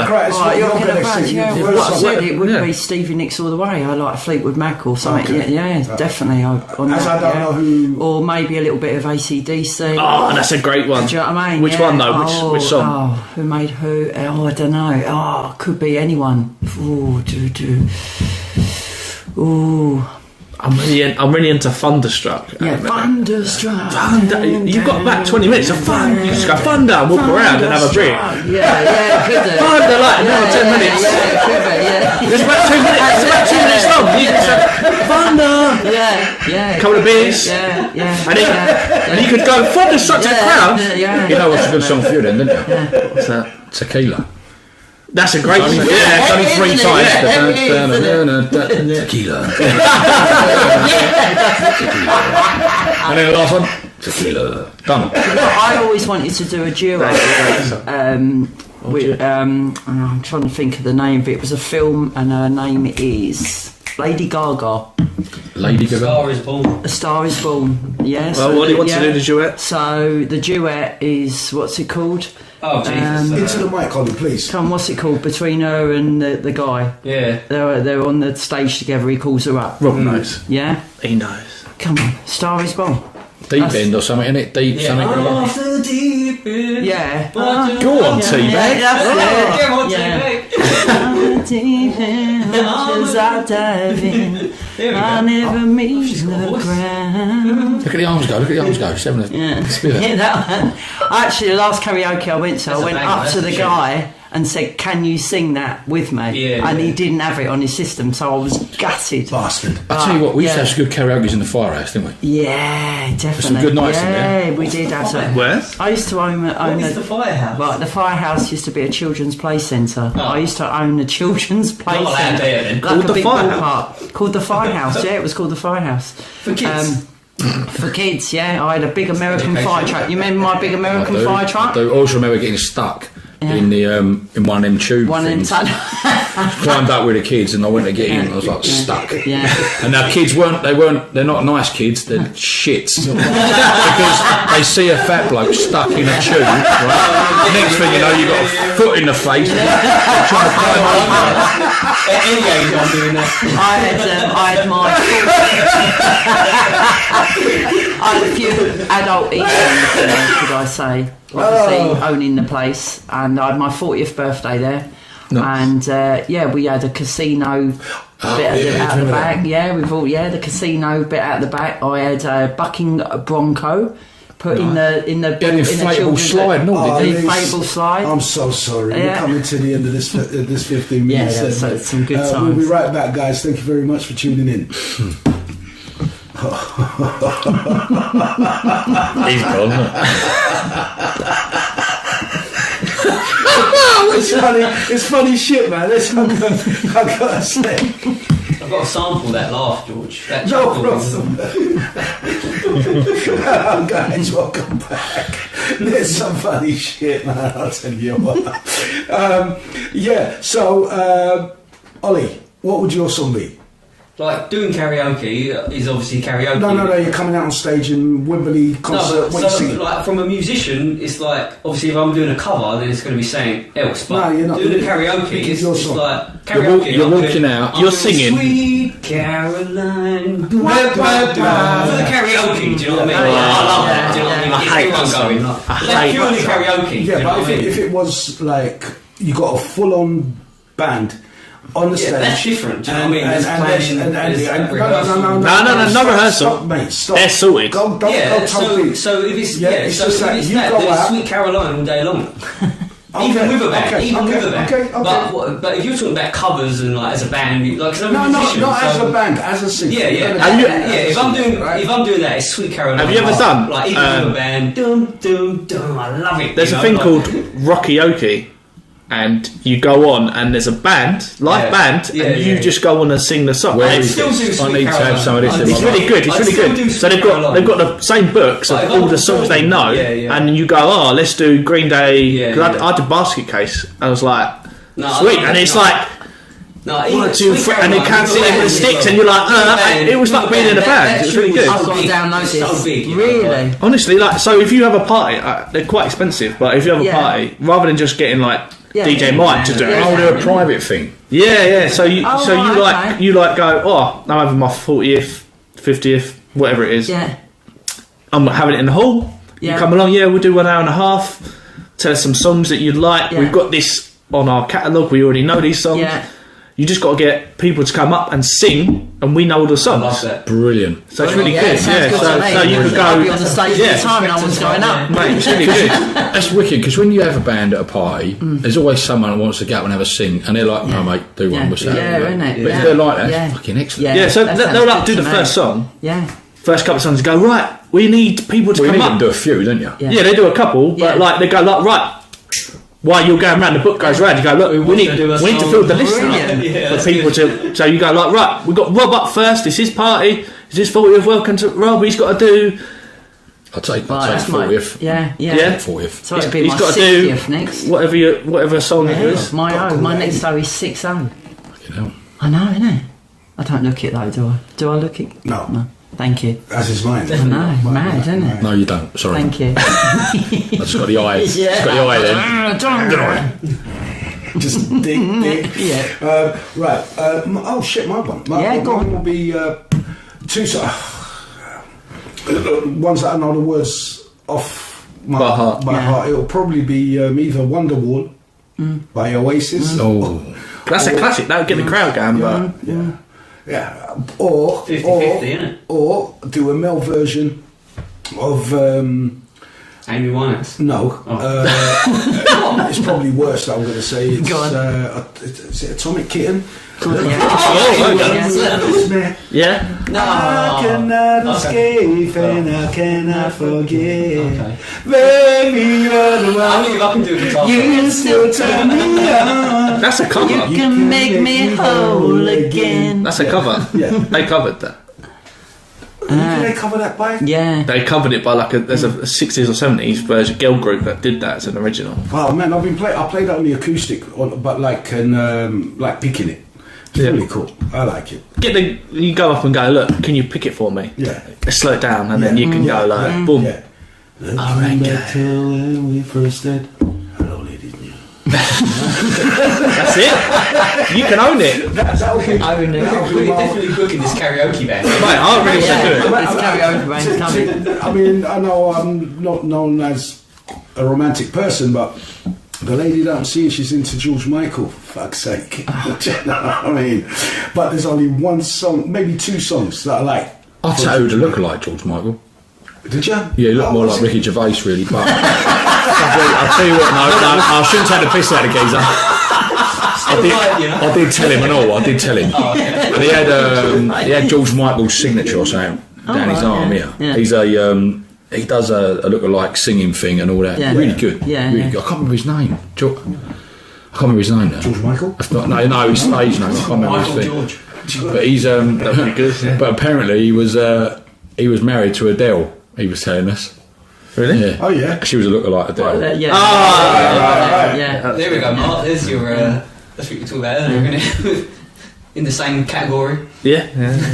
But yeah. What's the two songs in, George, that you... Yeah. Oasis one. No, George Michael, you said... I can't. That you can sing to her. What, are you going to sing it to her? Oh yeah. On the next date? That's a different band. I said I'll find the chords and learn it on the guitar. Oh, well, that's the problem. How are you getting on with that? That's on video, by the way. Right. Yeah, I know. How are you getting on with that? That's a promise. All right. You got We can reach a guitar right now from the back. We got. I mean, I'm watching the battery life on this pad. Oh, here we go. Excuses coming out. Trying to tear through them before this baby Well, that's a man of action. shuts down. Well, what I'm going to do is I'm going to replicate all of this onto that, so I could just swap over. Oh, excuse me, that stout. Yes, last Christmas. What, last... Oh, the Christmas. That really? Right, okay. Gave you my I thought it'd be something like Father Figure or something like that, you know? No, that doesn't ring any bells, you know? I thought he did a Christmas song. Yeah, well, what? I thought George Michael did a That Christmas was song. Wham that done Yeah. that, though. That wasn't, that was Wham that done But he was leading it. No, he Yeah. did do another slow song at Christmas. Okay. Don't you remember that? I can't remember the title or how it went, but I know he did one as a solo artist. Was it slow? It was. What is it I then? know all his songs. And How do you know he's rattling slow? them through Because my I brain can now. I'm recall trying it to was think. slow. Well, how did it go? Yeah, I think he got the #1 that one Christmas. What Christmas it was, I can't remember, mate. I'm not asking that. I'm asking how did it go if you know it was slow? Yeah. How did it go? It's like saying it wasn't fast, but It wasn't fast. I know it was Okay. slow, but I can't. Well, it recall wasn't what last it was. Christmas because, like I No. said, that was Wham. Let's go. Like a Jesus to a child. Careless That's Whisper. it. Careless Whisper's a good one. What? Yeah. Won't let the sun go down on me. Then Hey, let someone else out in the toilets. That's where he was.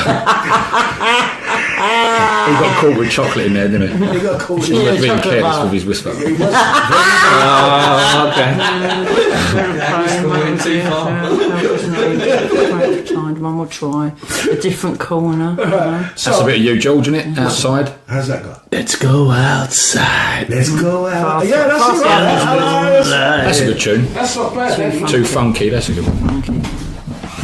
I want yourself. I know you want it, but you can't say it. Right, dudes, check this one. Oh, Well, I don't know, should I direct to the fellas first or the lady? Did he say You know what, Lise? huh? this direction? How much? Is that doggy in the window? Go No, outside. no doggies in the window. We're talking rings in the window. Rings. Rings. As in, how much should an engagement ring cost? And does it matter? Everyone knows that one, doesn't Right. No, that's what? 3 months your wage? Yeah. You taking the fucking piss? Well, you got a bird on the firm here, Joe. She's looking at the thing. Yeah, but hold on. This is what I want to know. Right. Shut up, Ollie. I've got an engagement ring on. Yeah. Okay. And That is the tradition of the 3 months. right. Okay. And I know it wasn't a lot of money. Okay. Yep. It hasn't got a real diamond in it. It's got something that looks like a real diamond. It's in white gold. Yeah. And I've had it on my finger now for 16 seconds. Has it gone green? No, it hasn't gone green. There's no green. Put it on my finger, you get for actually 9 years. 9 years I've had it on my finger for, And it's still platinum. and it's still there. It's bent up a little bit, I've got to say, and it didn't cost a lot, but it means a lot. Thank you. Good Yeah? girl. Thank you. Okay. Yeah, no. I don't expect. I don't even expect a diamond. I was quite happy. Whatever he chose. Yeah, I'm not one of these like, ooh, don't like that. It was his thing, and it came from the heart. Yeah. So to me, that is priceless. Yeah, because it's the meaning of what it meant. I agree. Yeah, not And I of think the every bling man around this thingy. table agrees. Yeah. Now, Yeah. the point being, how much do you think it should cost?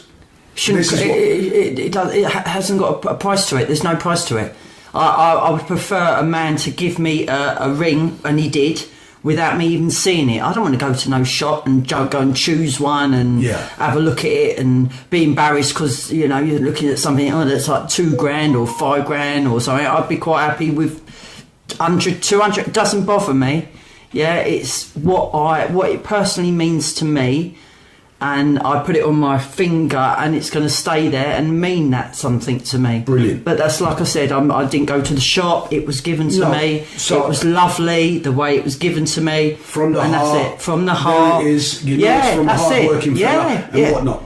Now, the thing is, the pressure that men are put under because of this 3-month tradition thing. I've never heard of that before. Is that must be a Greek thing, mate. No, it's a thing. 3 months? Is it? Do with the Greeks. You've got stuff. I'd say then, well, I'll do 3 months' wages when I first started work. Yeah, fine. Back in 90s. Yeah. No, that do. So I actually own money, so you got to give me anything. Well, your own ring, So in essence, what I'm trying to say is the pressure that's put on men, right, to express their love through the value of a ring, to give to a woman, to say, listen, I gave one of my girlfriends to become my fiance. I gave her a coke ring. What's a coke ring? Oh, I thought you said a coke can. Coke In the days where there was I thought it was like rings. If you're doing a line, it's like a coke ring. Like we'll get together and we'll just do a little bit. Off a can. Once you sniff that, we're engaged. No, but I gave her one, and she gave me one back, and I had that on my key ring for years because it wouldn't fit on my hand, you know. And she would wear it, and I'm like, respect. Definitely. You know, it was.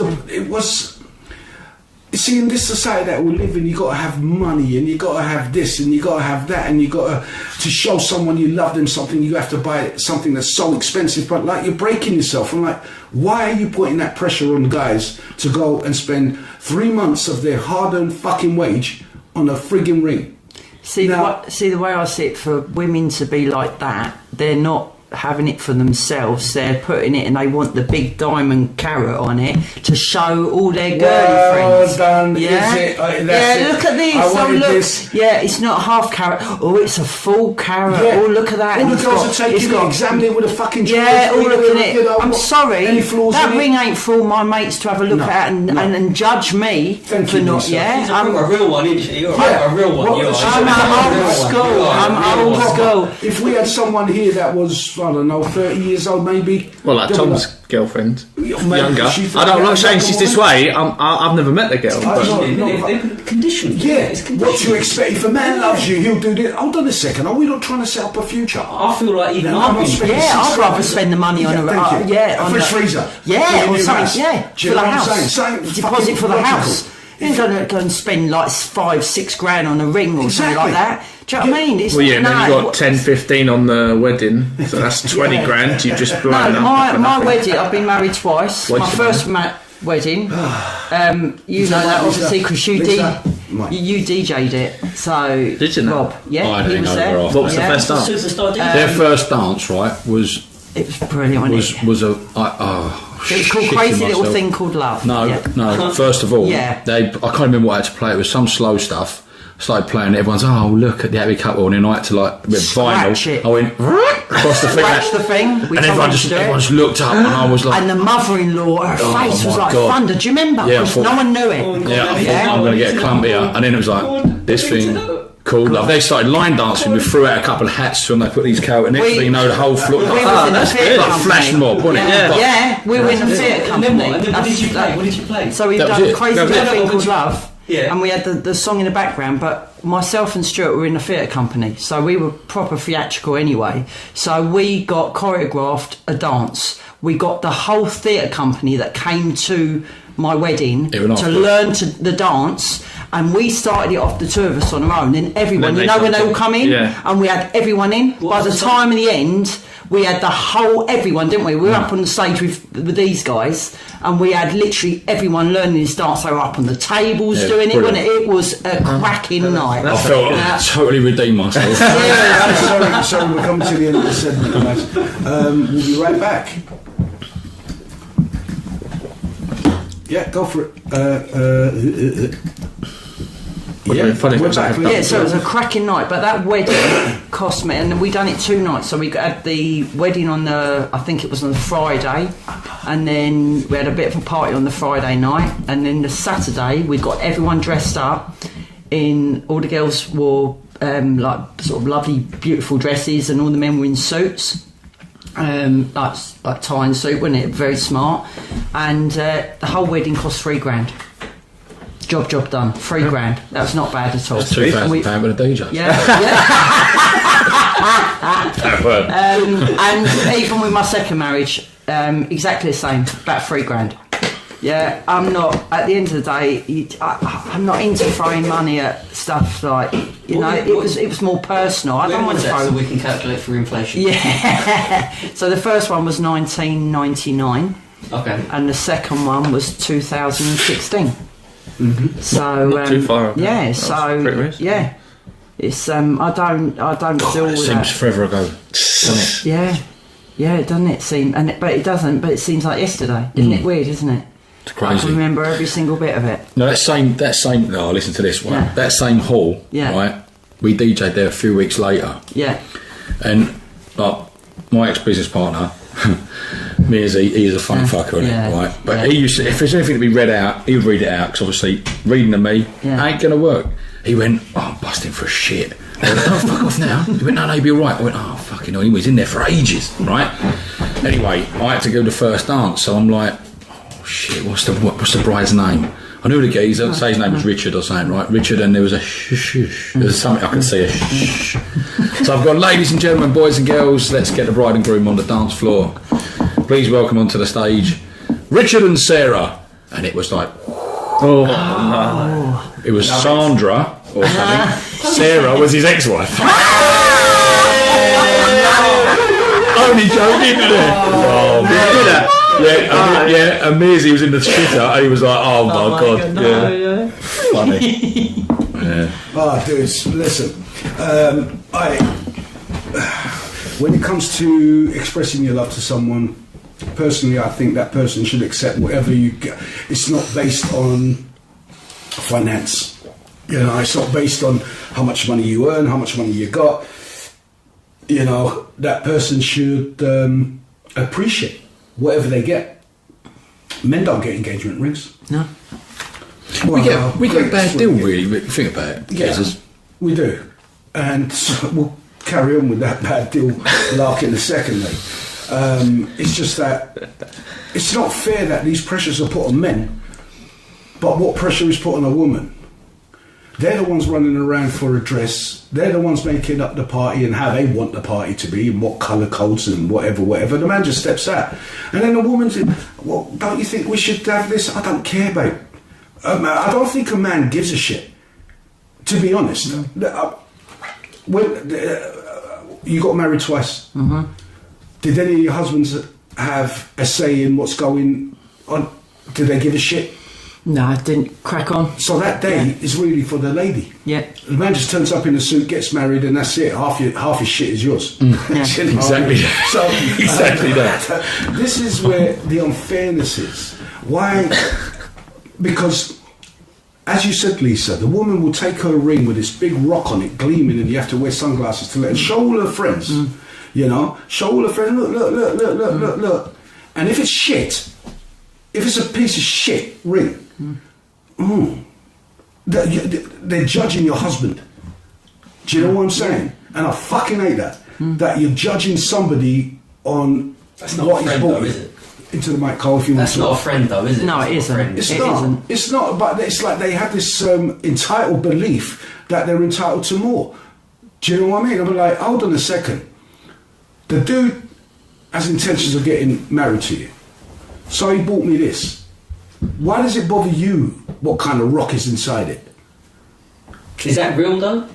Is what real? Like what you're saying, is that real? Yeah, that's the thing. Lisa is a woman, and she's true. just brought that up. It's true. And that's where I was leading, because I know it's true. I wouldn't give a shit. What, I mean, like, they'd look at that and they'd probably even see that it's not. How do you know? You know, Because to me, that looks.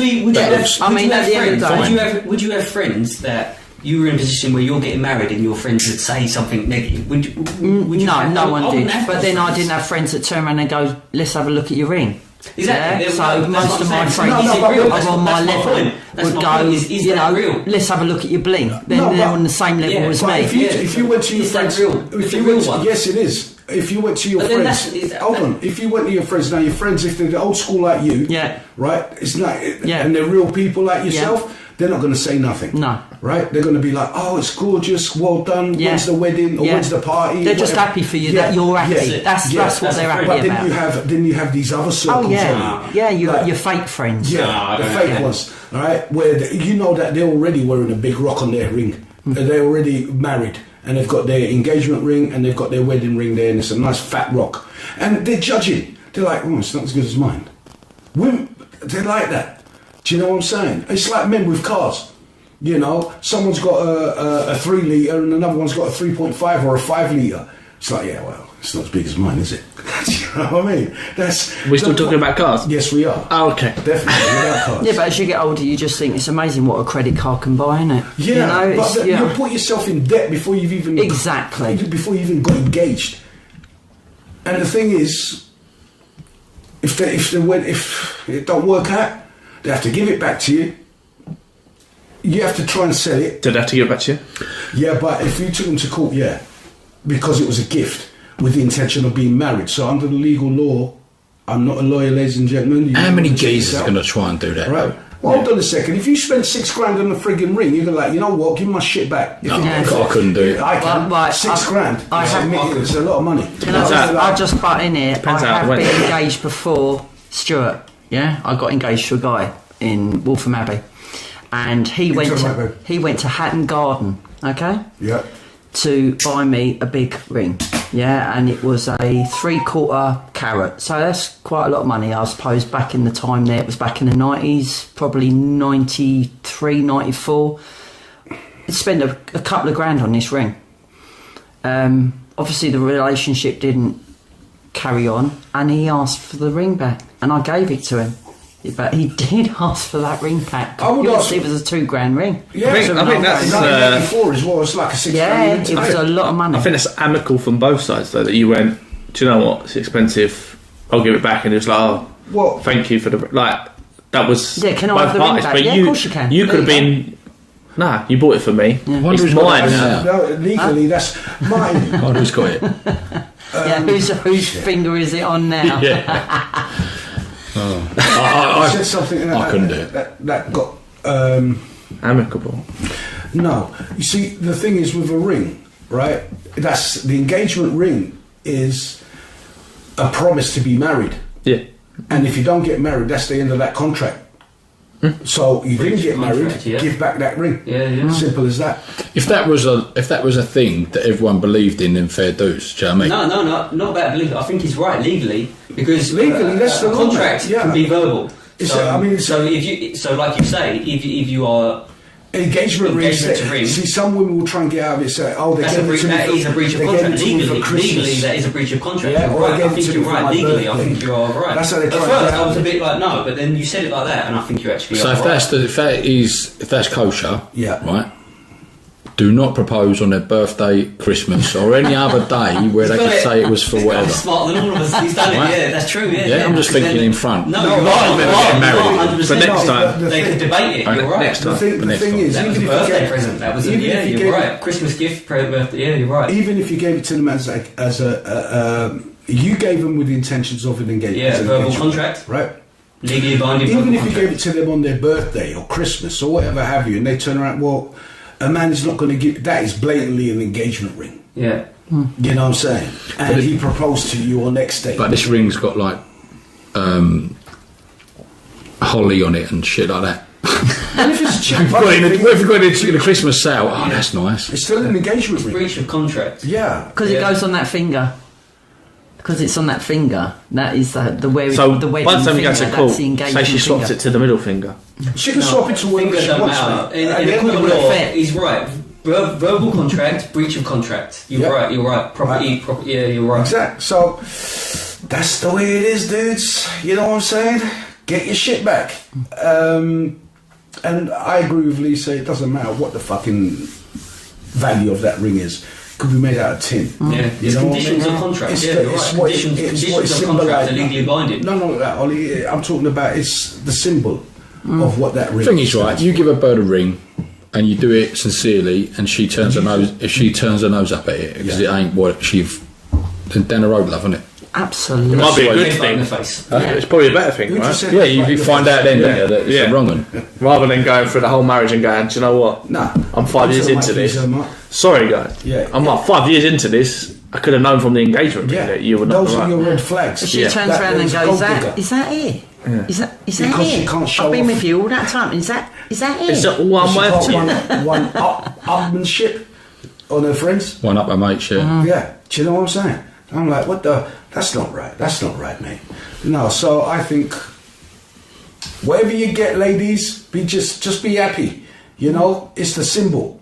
And remember, you still got to get through an engagement party. You still got to get the wedding sorted out, and then see, like the Greeks, what 7 year happens? Like the- Let's see with Greeks, right? What they do is when they get engaged, they get gifts. Like all the guests bring gifts.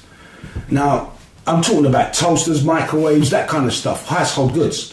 Now that is to be put to one side for when you get married, and like the marriage is within a year kind of thing, 6 months, a year, and they get, you know, when they dance, they get money pinned on them. Yeah, that money is supposed to go to a deposit on a house, so you can put the shit that you got for your engagement in it.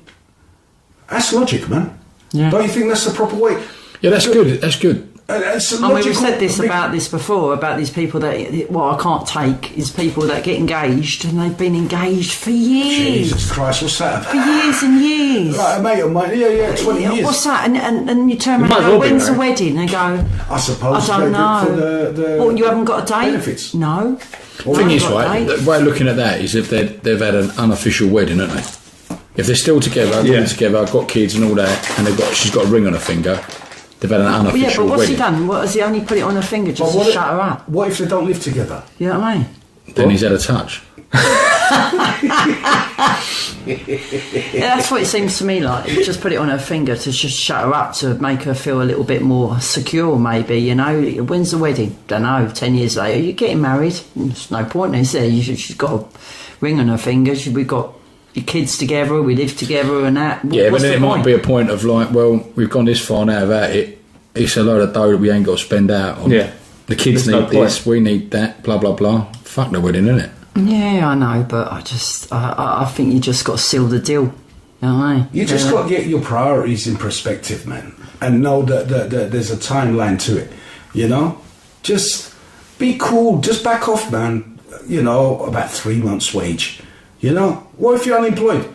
Then she ain't getting nothing, is There she? you go. There you go, love. You know, There's your ring. Enjoy that. Thin air. Onion ring. Yeah, space rating. Right, guys, I want to ask this question. Should weed be made legal? And if yes, why? Should and what? If no, why? Should what? Should weed, Yes. Weed. Oh, marijuana. The marijuana. ganj. Should it be made legal? Conscious thinking people should be able to make their own decisions. Don't you think? I think when it comes to legality of weed, personally, I say no, because the only reason if something like that becomes legal, then the government will have a sniff on it and it will go through. Well, They'll be paying tax on it. They've got their hold on it, and it will go up in money. But it'd be regulated, wouldn't it? So the problem with Yeah. weed now is them We don't they're really lacing. need to be regulated. Other drugs definitely need to be regulated and should be made legal so they can be regulated, but weed doesn't need to be regulated. Isn't some of the weed now being laced with other stuff now? No, it's genetic. It's true, See, it's the true, pro- but that's the good shit. No, That's the strongest stuff, yeah. I don't know. I mean, you've got like places like Let's Amsterdam. talk about this. You know, Let's you've go in got on it. places like Amsterdam and stuff that obviously you can go to Amsterdam and you can smoke weed legally around the place, can't you? Go into cafes. In and the stuff, cafe, and, yeah. you've got to be in the cafe. You can't walk around it, but they do that. But they do. You shouldn't do it. Fair society. But I don't know. It's a hard question, isn't it? Let's come back. We're coming to the end of this one. Let's just come back. Let me just stop this, guys. We'll be back in a tick. Go to the toilet while you Go can debate. Go for the toilet. The wacky But you backy. could pose it as reasons for it being legal, reasons for it not being legal. There's reasons for and reasons not. No, but what are the reasons for it being illegal? Hold on a second. Don't talk those reasons. No, but I'm just comparing. That's my question. That's my question. But I'm just comparing. What I'm trying to say is, my daughter.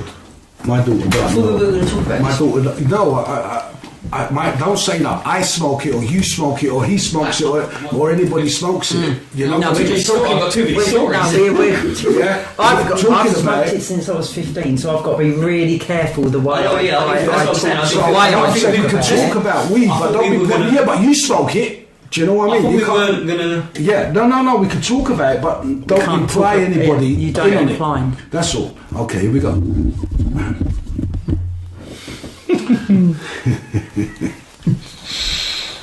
Hi guys. Yeah, taking off from that, weed, should it be made legal? And if so, why? And if not, why? And Lisa was just starting off with that as no, it should not be made legal because you feel it's a gateway drug. Well, no, I don't think it's some people it could be, yeah, and some people it probably might not be. I don't know enough about it to really understand that. I'm just thinking the implement that Into the microphone, please. if it was made legal, it would just be another hold that the government would have over it, and then put tax on it, and it would go up. I don't know, but then there's other parts to me saying, yeah, let it. I've never seen a fight in a pub with people that are stoned than people that are pissed. Or do you know what I mean? athletics. I'm not going to see an athlete take a few tokes. Yeah, this should help. Yeah, this should help me do the 100 meters. No, it's just shit. It's going to. It's a disadvantage. And yet there have been athletes that are banned because they found weed in their system. Yeah. I mean, you should give them a medal. Have they been found with weed in the system, or was they doping and they said they had weed in the system? I don't know. Do you know? At the end of the day, people use it for pain relief, don't they? They can use it for pain relief. Arthritis, Yeah. not arthritis. Arthritis. I know it can be used for pain relief, but then I know that some people that Stop smoke people having it. Seizures and all that as well, doesn't it? Yeah, well, this is epilepsy. another thing. Epilepsy. It's the medical side. Okay, so MS. The pros. Yeah, MS. Yeah, my sister's got MS. Would you she have understands. to if you had a medical condition, say I had arthritis, right, and I didn't want to smoke it. You get it prescribed by the doctor. You can vape it. If I didn't want to do that, You don't. say I've never smoked anything in my life, Oil. right? But Oil. Yeah.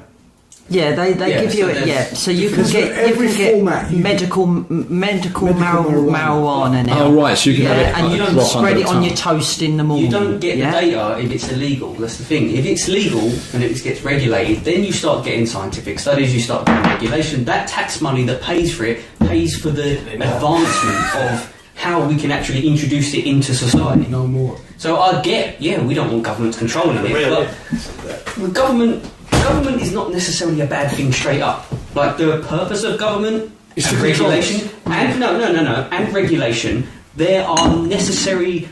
It's necessary. There are necessary elements of the government. Yeah, we automatically go boom, boom, boom because of all the shit because of the way that they're doing it.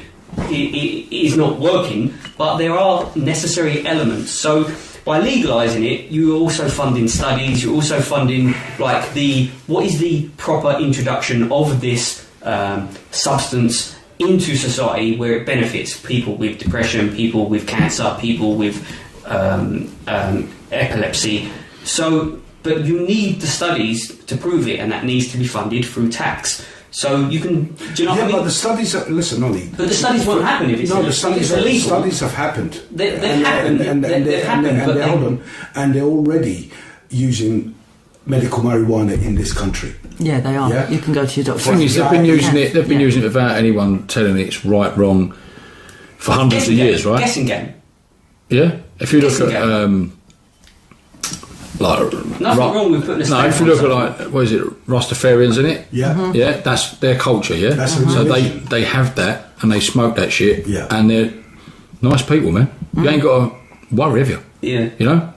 No, I mean, how many? Look, you're gonna get more negativity and aggression from someone who's a drinker than someone who's a smoker. And this is what I was saying about the athlete, the Olympian. They would never smoke that because it's not a performance enhancer. Depends what sport you're doing. If you're doing professional sleeping, If I need to be calm, Professional munching. if I'm snooker or darts, I need to be chilled, right? There's not a lot of I don't exposure. get it. I need So to be you're calm saying- under you're- pressure. You're saying that, like, so making it legal, and then you're saying about sport. Hold on, with that, I'm trying to connect Alex that Higgins to- was a cokehead allegedly. You know what I mean? There's a few snooker players that are cokeheads. You know, and coke does not make you calm. Does not. No. I hear. You know, so what I'm trying I've to say, seen, experienced. I can't think of Not any me sport personally, but No, like in the well, pub. done You've seen it. being There's- stoned. I can't think of a sport that you could No, do because it's being about- stoned. I just can't think. Oh, of you know If you need to what? be calm, Let's see you need to what- be calm. Yeah, I get think that. I get that. yeah. I But think then- that sport, that on the ice or bowls, them old people that Yeah, play they- bowls. That'll be wicked. They're all buzzing off their nut. No, But then You saying that, could- a lot you of could it smoke- brings you could- paranoia. You could smoke the night It before to relax you and calm yourself Yeah. and get rid of the nerves, and then the next day you wake You'll up be you feel fine. real Yeah, nice. you'll be You feel chilled, real nice. super chilled. No, but You're under a high just wanna pressure go from a situation. I want to go from a humorous angle here, which is like, what would we be good in what sport? And I'm saying, Oh, okay. I thought we were talking about the legalising. jacks Playing or bowls. what's that one with the ice and it's this big thing. you Oh, hold where up they and- sweep it. Curling. Curling, yeah. Where they that- sweep the I ice. think that would be good on weed. What other sports? but no, Mate, skiing. Skiing. I'll tell you one We would be get good. It's a mix. Chess. What else? Fucking brilliant. Chess. Chess. Playing a game of chess. Just No, saying a wouldn't sport. it? No, you do. You Was It's a that game. sport? No, It's a game. I suppose No, that's it's a game. board Right, it's a innit? game. Like you'd Right. be there like this. I love chess. Yeah. I love chess. Forever. Mate, Yeah, I if love you're that. playing the Love timed it. chess, you'd be shit. Oh, the times. Because you'd be like, I need Yeah, some time. I'm not smart. Then you'd be like, Yeah, Bishop to my rook. I've got 2 seconds left. Pull forward. That's what paranoia kicks in. George, you got a chessboard? Yeah, I do. Get it out. Yeah, chessboard. You see, I'm in the middle of a fucking podcast. Cancel it. Well, the battery's done in that. We've got 10% left, so we're going to probably get 2 more in, and that's it. It's probably going to be cancelled after this. Probably. Who cares? It's fun. Who's done? Yeah. So, curling, yes. golf. Mate, There we you go. telling me weed wouldn't affect golf? Like, you'd be super chilled, all your muscles would be super relaxed. Yeah, man. Trying to say You are not hitting that ball straight. That ball is going straight in the pond. Depends how, like, you just need a little bit, little gummy Listen, in there. I think if you're smart and give you're me a 9 iron. if you're an athlete, a sports person, if you're going to smoke weed, you're going to smoke it before the event, not during the event. No, you can't smoke. You're not gonna smoke it. while you're No, high. no. You got to be You don't have a while gummy, you're high, man. so- No, but that's not. No, you What don't is that? smoke it while you got to be this is stoned La La Land. as you get to the. I know it's La La Land. It's a fucking podcast world. What do you want me to say? You know what I mean? This is La La Land. Well, the shit that we're talking tonight about weed in sports, it's just jokes. Okay. You know, and we're trying to say that. What sports would you be able to do? If You was could on weed? do the standing slap. You know, you stand there. That's so wicked. You get knocked out straight away. Do you know what? I've often said this, right? You know when Yeah, get up. you get the numbing cream. People like Yeah. don't put numbing cream on when you Yeah. get a tattoo, people, because it's no good for you. But if you've got a load of that, stuck it in a rubber glove, put it on your hand, and taped it up 45 minutes. Right, so your hand is proper. You were thinking something wrong there. You go to the bathroom, no, I was right? Stranger in the But if you imagine, or boxing like it, so you back both hands are numb, right? And then have a couple of injections for the dentist, couple of it in your face, so your face don't hurt either, right? And you could just punch the shit because you couldn't feel yourself hitting you, would you? Yeah, just You wouldn't, punches. you wouldn't feel that, but you wouldn't feel it in your hand either. So you could really whack them. Yeah, that'd be great. Yeah, just deal with it afterwards. It'd be good, wouldn't it? Yeah. Well, afterwards it wouldn't be. It'd be brilliant. I'd pay to watch that. I'd pay to do it. I mean, I wouldn't pay to do it. I'll never go. I don't know about the injections in the mouth. Afterwards, you're going to be like, oh, I feel great, and then you look like you've been beaten up. Listen, you feel like you feel great. You'd be slapped in the face as well. No, Mate, You wouldn't feel it. The next day, you'd feel like shit.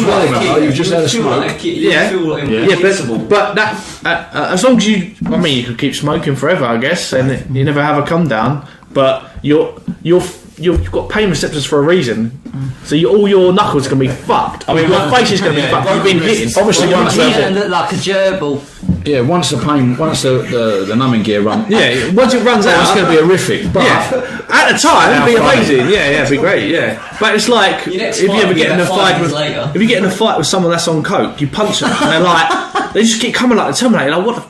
Hey, I've just hit him with a proper bomb, and he's just like shook it off like nothing. And he really doubts you, and then they're like, oh wait a minute, he's like jitting a bit, and you're like, oh, okay, he might have I might just get out of it. A bit of brain damage. Yeah. No, fuck that slapping contest, man, because you got to take the slaps back. That'll sobber your ass up, and that's not nice. They would be funny, wouldn't it? No, it'll mess your buzz up. Do you know what I mean? It'll mess your buzz. Could you imagine you're stuck, right, and you're getting slapped in the face? I'm like, what the fuck? Yeah, but you'd be like super like, that's alright, he didn't mean it. He didn't mean it. He didn't mean it. I'll do it again. Yeah, I'll try it this time. I would probably start crying. The tears, my eyes will start welling up after the first slap. I'll be honest with you. Yeah, but you slap him back. I don't want to slap him back. I don't even do this shit. I'm pissed though. I think you know what I mean? I'll And tell it's you what bringing would be up fun violent to see. shit on weed. Come on, bro. Have you ever seen them playing football with those big inflatable ball things round them? You've not seen this? No, it's too much energy. Zorbing. This is what I'm saying. No, yeah, called zorbing zorbing. with the ball. It's Where too you're much. just bouncing into each other, man. Cause the ball. No, Lisa, I'm sorry, I have to disagree. You've got to find something where you don't really use a lot of energy. I like the accent. You know, there's a lot of... Come on, man. Come on, man, just give me the ball, like. Tiddlywinks. Tiddlywinks, yeah. Yeah. That's a That's a game, it's not a ball game, no, Fuck isn't it? it. Is that the energy? Lift your hand up and go, flick. Sabutio. Bollocks. Oh, no, fuck that. What the fuck is the whole point of Sabutio? It's difficult. I don't get it. It's these geezers, like these little plastic fucking footballers, figurines, He's definitely and at their bottom is a concave, convex. Concave. Concave is in. Concave. Convex is out. half a ball underneath it. Yeah, and they wobble. I'd agree with that, yeah. They wobble. Yeah, we wobble. Yeah. So you put them and how the fuck are you supposed to get to pass to another man? And Because whose goal is it? You flick you just you flick the player into the ball. The ball goes to another player. Then you pass across. Yeah, but who do you know is it the closest to the ball? It's your ball. If it gets you got. Well, yeah. Well, you could do the goalkeeper, but if it's the other end of the pitch, you ain't going to get. The goalie's on a long. Goalie's on a long stick, isn't it? Is it? Yeah. No, Have you never but played it? I played it a lot when I was younger. Yeah, and you've got the goalie's on a long stick, so you have to. Yeah, it's all right, Spirit. Yeah, it's good. It's just different. Nah, man, There's no diving in it. Yeah, There's none of that fucking diving shit. I'll play pro. Has anyone ever played Jenga before? Yeah. Love that. Yeah, love that game. Now Yeah. that would be good. I like the question. Has anyone played Jenga? Like, no one's ever heard of Jenga. Jenga. Mate, drinking Jenga is good. Drinking, yeah. Yeah, every time you When take you a get piece stuff out, if you take a piece out, you have to have a shot. So it's like okay. counterintuitive. Yeah, but that would be. But if you knock it down- Jenga, wouldn't it? Like No, every if you time knock it down, you have to down a pint of something or something. You have to have a draw every time you put one on top. Oh, that'd be good. What Yeah. about Pushing sexual up one Jenga? through. Have you ever played sexual Jenga? Anyone? No. Sexual Jenga. What's that? No, I don't know. I'll be No, frightened. I don't know. I'll be frightened of splinters.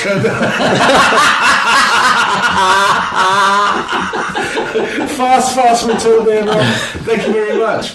Oh, God. You have to put your penis in the hole that you've just knocked out. Well, that's just. Or you've got to No, knock it out with your penis. Oh, have you? That'd be great. Yeah.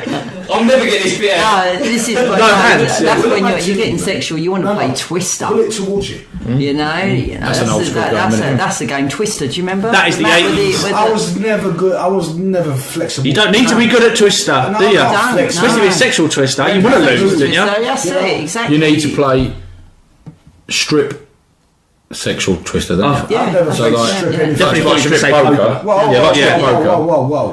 Who's at the game? Right, it's not us lot, it's not this. Yeah. We've got a 50-50 Well, you've been split. misses, isn't you? No. Yeah, you and your missus. Don't I don't want to know these ain't a women. swingers I'm club. Listen, when you go on your date, misses. when you go on a date with this new bird, you What have you been? What? No. Bring her around for strip poker. These need to be strange women. They can't be women I know. What I'm saying is, right? They're going to go all in because they know they've got to lose nothing. After all that twisting and Shaking. putting hands, you know, where are you going to find the energy? Are you going to get stiff muscles twisting up, and you might pull a muscle? we ain't before as the old main as you, event? George. Huh? We're not as old as you. Well, I'm coming from a man's point of view at my age. You know, I'm like, play Twister? Shit, I know I'm going to put my hip out. Do you know what I mean? And the action ain't even started yet. Yeah. Oh, well, the action that I'm hoping for hasn't started. If I can at my age. Do you know what I mean? So you've got to make a rule. Like, if I lose, we got to do X, Y, and Z. Or, do you know, the punishment be like, do you know what I mean?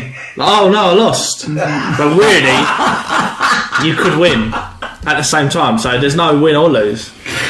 So, I'm gonna have to, blah, blah, shit, blah, blah, blah. We come to the end of that one. Jesus Christ, sorry, dudes. I am so nervous. This game. I feel like he's going to watch Jenga out in a minute, or Christmas going to come on the table. I'm a wreck. What is this? Oh, jeez. We got 10%. We got 10% left on this thing. I think we can get 2 more episodes. That's at 10% for about 4 That hours. was 15 a minute ago. Oh. But that one there is about 15% or 10% as well, so it might shut off. Ollie, would you do us a favour, double check it, my man? Yes, ladies and gentlemen. Yes, ladies and gentlemen. 2 hours and 18 minutes. Oh, that's I don't need to be that's good. Carry That's on, a long one. So we are live and direct. Yes, we're back. Sorry. So that was weed then. So are we saying weed is not? We shouldn't. I mean, I have my reasons for and against. Thing is, right, if you legalised it, not that because I don't even know nothing about it, but if you legalised it and then you grew your own, Like Mike Tyson. I don't know, does he grow? He's got a weed farm in America. Right, like Mike Tyson, right? Still I know. yeah. But would that not be more illegal than it is now? No. So if you get caught growing now, right? I don't mean like No. I don't mean like the gentleman on It probably that film, will The Gentleman, be. where you got all underneath the ground and all Yeah, that. I need to watch that. Apparently, Great, That is great good. film, Good film. and that bird in it. Oh dear, There's a me. series on Netflix. The Oh, that's a new one. Yeah. Have you seen the film? Yes, I have seen the film. Yeah, with well, they've got a series now, haven't they, as well? Yeah, I ain't watched Called that. The That's Gentleman. on this weekend's Yeah. agenda. Yeah. I want to do that this weekend, but yeah, that. So not on a massive scale, but if you've got a little crop, is that the right word? Yeah, Crop yeah, going, yeah. For yourself. and they legalise it, are you not then going against? Is it not worse? No. Why is it worse? I don't know because Well, no. the government and that's theirs. Well, if they say it's theirs, No, if you no, grow no, with no, it, no. then they won't let you. It's grow like it saying- because it's like- you're not paying tax on it. Yeah, exactly. Yeah, it's like tobacco. I couldn't grow tobacco plants out there, dry them up, and smoke them because I'm avoiding tax. This is what going back to you not? earlier on. You could- no, 100%. Yeah. And So this what is about on your what- food then? What about growing food? That's one thing. So if you hold on, and that is what I'm saying. Going back to earlier on in this podcast, that creating your own energy or a free source would not be allowed because you're not paying tax, the VAT. yeah, it's bullshit. It's Just all in your bullshit. garden and you can Exactly. do it. You should be able to do it. I couldn't even dig down if I wanted But to. so, like Rob was saying, you're not allowed chickens. You're not allowed beans. You are. You're allowed your own food, and they're not taxed the food. Yeah, they do. So but why they're is that not, different? Because that'll fall under. So what about if you've got an allotment? alcohol and tobacco? If you've got an allotment, Yeah. right, which they're far and few between now. You used to see them all the time with us kids, didn't you? And everyone would go over the allotment and they'd come back with all their fresh like veg and whatever they've been growing over there. They don't pay no tax on that. No. So what's the difference whether you've got allotment or in the garden? Because my nan, right, in her garden in Tottenham, right, was one of them well, I was a kid, it seemed fucking long. It was proper long, right? And they'd always have a little bit, there was like a little courtyard bit, then you'd have a bit of a garden, and then you'd have your vegetable patch, right? And then all these big gardens, that's why no one's got no gardens no more, do you know what I mean? There's nowhere to grow nothing. But you had these long gardens, and everyone was growing their own food. Well, that's what you'll find in London. The space for land is so expensive, so they make houses with small gardens. You know, like the ones out here. It's not in London. Like, you see how big my one is. You know, and at the time of buying it, I couldn't buy it in London again.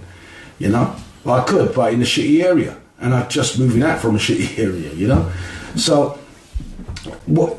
Again, going back to it, freedom is not free. Guys, we have got about 10 minutes left. This may be the last segment of this evening's podcast, and it saddens me because, like, I've got so much shit to get through, man. So I'm going to bring in one last thing. We'll probably end it on a little serious-ish note. Is what is masculine toxicity? Anybody? It's a word that's been thrown around nowadays. Masculine toxicity, mainly by feminists. You know, like it's toxic to be a man, and this is where we're getting a lot of effeminate men. You know? No, nobody got this. No. Okay, well look, I'm gonna let you do some research on that toxic masculinity. And if there's toxic masculinity, then there must be toxic femininity. So what you're saying is Friday we're going to talk about this. Next Friday. Yeah. So we've got to do our research on that. Yeah. If you would like to. I'm not doing any you know, got to do homework. I'll do my homework. I'll come prepared. I'll have notes that I can't read and everything. But I'll let you all go for it. You can have voice notes. You can voice notes. YouTube. I can do that. YouTube. No, I'll find. Oh no, I can find it. Yeah, I'll find it. Okay, we'll save that for next week. And guys, have you guys read a book? And what book? Have you ever read a romantic novel? No. Right, I've never. A romantic novel. I've actually read one whole book in my entire life, right? All right. And in your case, Rob, I read it to my daughter. When she was little, and it was The Man with the Black Beard or something like that it was called. Okay. Right, and I had to read it the night before, memorise what it was because I couldn't actually read it to her. But where she's dyslexic as well, right? I wanted her to think like I can read, I can. And I had to bullshit it, but I did actually read the whole book, but it was a bastard. That's the only book I've ever read. I done O-level literature, and I had to read To Kill a Mockingbird and The Importance of Being Earnest. Classics. Yeah, they're very classic. Handbag. And I've read every single Harry Potter. Yeah, I've read all the 50 Shades of Grey when they all came out. And that's about it, really. I'm not really. Yeah. So that's physically reading with your eyeballs. Yeah, right? With my eyeballs. Now, I thought reading was shit and books were shit and everything was shit. I'd rather watch a film. Yeah. Oh, yeah, I would. Yeah. However, Yeah. once I discovered Audible, right, and I actually listened to the written word, which is how like a dyslexic person should be able to read, should be able to hear it. You know, it's the same as. What? Our tablet has died. Oh. Can you stop? So we're not live now. It's not recording. It's just died. Did it record anything or? Right. Oh man. Right. Well, ladies and gentlemen, YouTube. Are we still on YouTube? We are still on YouTube. Say goodbye to everyone. Can they still hear you? Well, what? We don't need the mic. If we're going to talk on YouTube, we can talk towards that. Oh, is it? Yeah. Anyway, what I was going to say was. We don't need these. No. So you can hear yourself. Yeah. Once I got into that Audible, I've done hundreds of books. Yeah, I can imagine. And I'm not mucking about, but when you Harry Potter, for instance, much better than when films. you read the books. Yeah. There's so much more you get out of it. You get like 100%. I'll give you for instance, right? There's in the first one where he's sitting on the windowsill up and he's looking out the window and you see like the steam on the window. Yeah. You don't get what he's thinking, what he's feeling, all that. But when it's written down, your mind takes you somewhere different, doesn't Absolutely. it? You know what I mean? Yeah, you picturise it in your own. And it's different in your for different own way. people as Yeah, well. You might do it in a certain way, and I might do it in a certain way. Yeah. The writer was able to fill those elements. Like, you can write the story, but then to fill those gaps, to make you feel something as well. Like, the writer really comes into it. Every book I've ever read, when I've watched the film, I've been disappointed.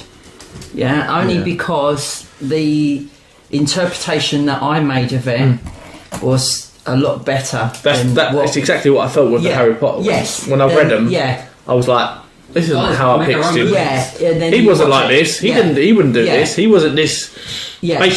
I was really disappointed with Harry himself as a character. I was like, mate, you're such a pussy. You're such a whingy little. I'm like, mate, you weren't like this when I made. No. I was like, you might have this, but you were like, nah, I'm going to be resilient. And in the film, it's like, just fucking man up and just sort your shit out. And that's how I imagined it. Boy. And but I was like, no, he's had a tough life, so he's like he's like a hard nut. He's had a hard life. Living under the stairs. Yeah, he's been attacked when he was a baby. He's got a scar on his face. He's fucking hard, mate. He's not a little nerdy. I know he's got glasses, but that doesn't mean anything. He wasn't the hardest geezer in the world, but he wasn't. So my imagination was a lot better for reading books, and the best one obviously was 50 Shades of Grey. The book just made the film look pathetic. That I was so disappointed with. As a bloke, I don't know if I'd read that. No, you wouldn't really need it. Could you imagine? No. Could you imagine? It's a woman. Not that it matters because no one would know because it's got them ear holes. Well, I've got it on. I've got it in headphones, so I can listen to anything. But if you were sitting on a bus or a train or something, you got that 50 Shades of Grey out reading that as a geezer. Yeah. Mate, come on. Yeah, no. Any of them romantic novels, as a bloke, you'd be looked at like you were wrong. And this is what like romantic novels. I wouldn't even say it was. Well, it was a romantic novel, but it had a lot of spiciness in it. Do you know what I mean? You know, is it romantic? I thought it was just porn for women. No, it was for women. I think it is different for women. Like reading those types of books as well. I think it is different for women. Like the female brain and everything. Could you move in a little bit? They're definitely going to get a lot more out of it than a man will. Oh, 100%. Men will just do it and go blah blah blah, whereas a woman will go, do you know, like there's more in it. Those books or those films for a man is nothing. What I can't stand to see or hear or watch, there was a film 9.5 Weeks. I remember that very, very well. Yeah, Mickey Rourke and Kim Basinger. That's it. Yeah. It's when it comes down to romance and stuff. I don't see the appeal of food. Sitting in front of the fridge when she was sitting sitting there with her fluffy socks on, and they start getting the honey out. And blindfolded her, pouring honey into her mouth, and the cherry. It's going to a bit better when she's explaining it. When you explain it, blindfold, honey, I can see that. It's to do with senses. I love a bit of that. She's blindfolded. She's sitting there blindfolded, and he's intrigued by her senses. Yeah, he's playing a little bit of a mind game with her. Cream and the way he's doing it, he's got a bit of whipped cream. You never got a bit of whipped cream out, and a bit of chocolate out. I'll spice it right up with some hot sauce. Have some of that, love. He did. He got a bit of Tabasco out and stuck it on, and she's gone like that because she's got a bit of hot sauce on it. But he loved he liked watching how her senses and how she moved. It was a turn on. Maybe it isn't for you. Not the damn film. From a man, I kind of get it from both perspectives as well, like in a weird way, because just from learning, just from educating myself. But I think that women are going to interpret that way in that way. I found that film really erotic. To me, that made. Well, that was back in the 80s. Yeah, absolutely. It was probably mainstream porn at that time. Yeah, definitely. Do you know what I mean? But then as time went by, that kind of scenes in adverts. Exactly. Do you know what I mean? So you got desensitized to that. But what I'm trying to say is, when it comes to food and there's chocolate on a woman's body, I love chocolate, right? I wouldn't want to lick it off your skin. Easy. No, man, I'm not licking it. Like she might have it on her whatever, right? Or arms or whatever. So you're telling me, Jules, right? You and your new lady get together, right? You're having a romantic evening, and out comes the old fucking all the trimmings, right? You've got the fucking, it's Easter, you've got all the eggs out, let's melt this shit, dripping it all over you ain't going to get involved. You ain't getting it. Shut up, mate. You're not licking a bit of chocolate for nip. Chocolate nip? It's chocolate nipples. That's just like that. Wait a minute, even if it's your favourite dish and your favourite woman, your favourite dish and a favourite woman, you just eat both, like, fucking hell. Like, I'm not eating, but I'd eat both. I'm not doing it. Yeah, well, what are you talking about? This is horses for horses, mate. No, this I'm is just why saying. we have these opinions. For me, I don't like mixing food with pleasure, shall we say? Food is pleasurable. What are you on about? I think chocolate and strawberries goes really well with sex. Personally, I think it. You know what I mean? With cream. Do you know what I mean? Yeah, absolutely. And you throw a bit of sex in it as well. And I think it's like the cherry on the. You're ruining my strawberries. It's a dessert. Exactly. You know, give me the main course with a fucking chicken and some gravy thrown out over you. Ain't gonna fucking chuck gravy. You burn the poor cow. Frosted potatoes. Parking all this though, like have some of that. Pour that kettle, make sure that gravy's boiling hot.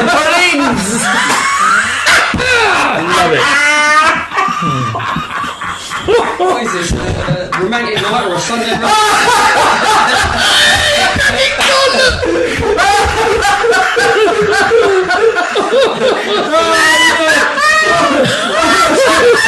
Oh God!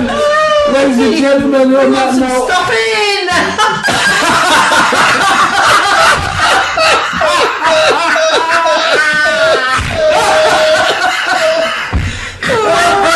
I think the kind of Brussels sprouts right there.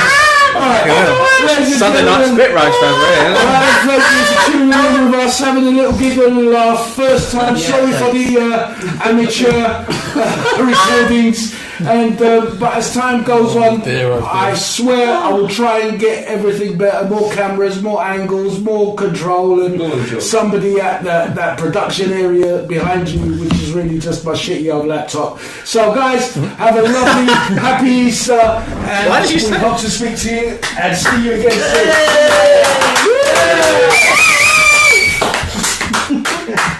Oh dear, that was funny. Oh shit, that was funny.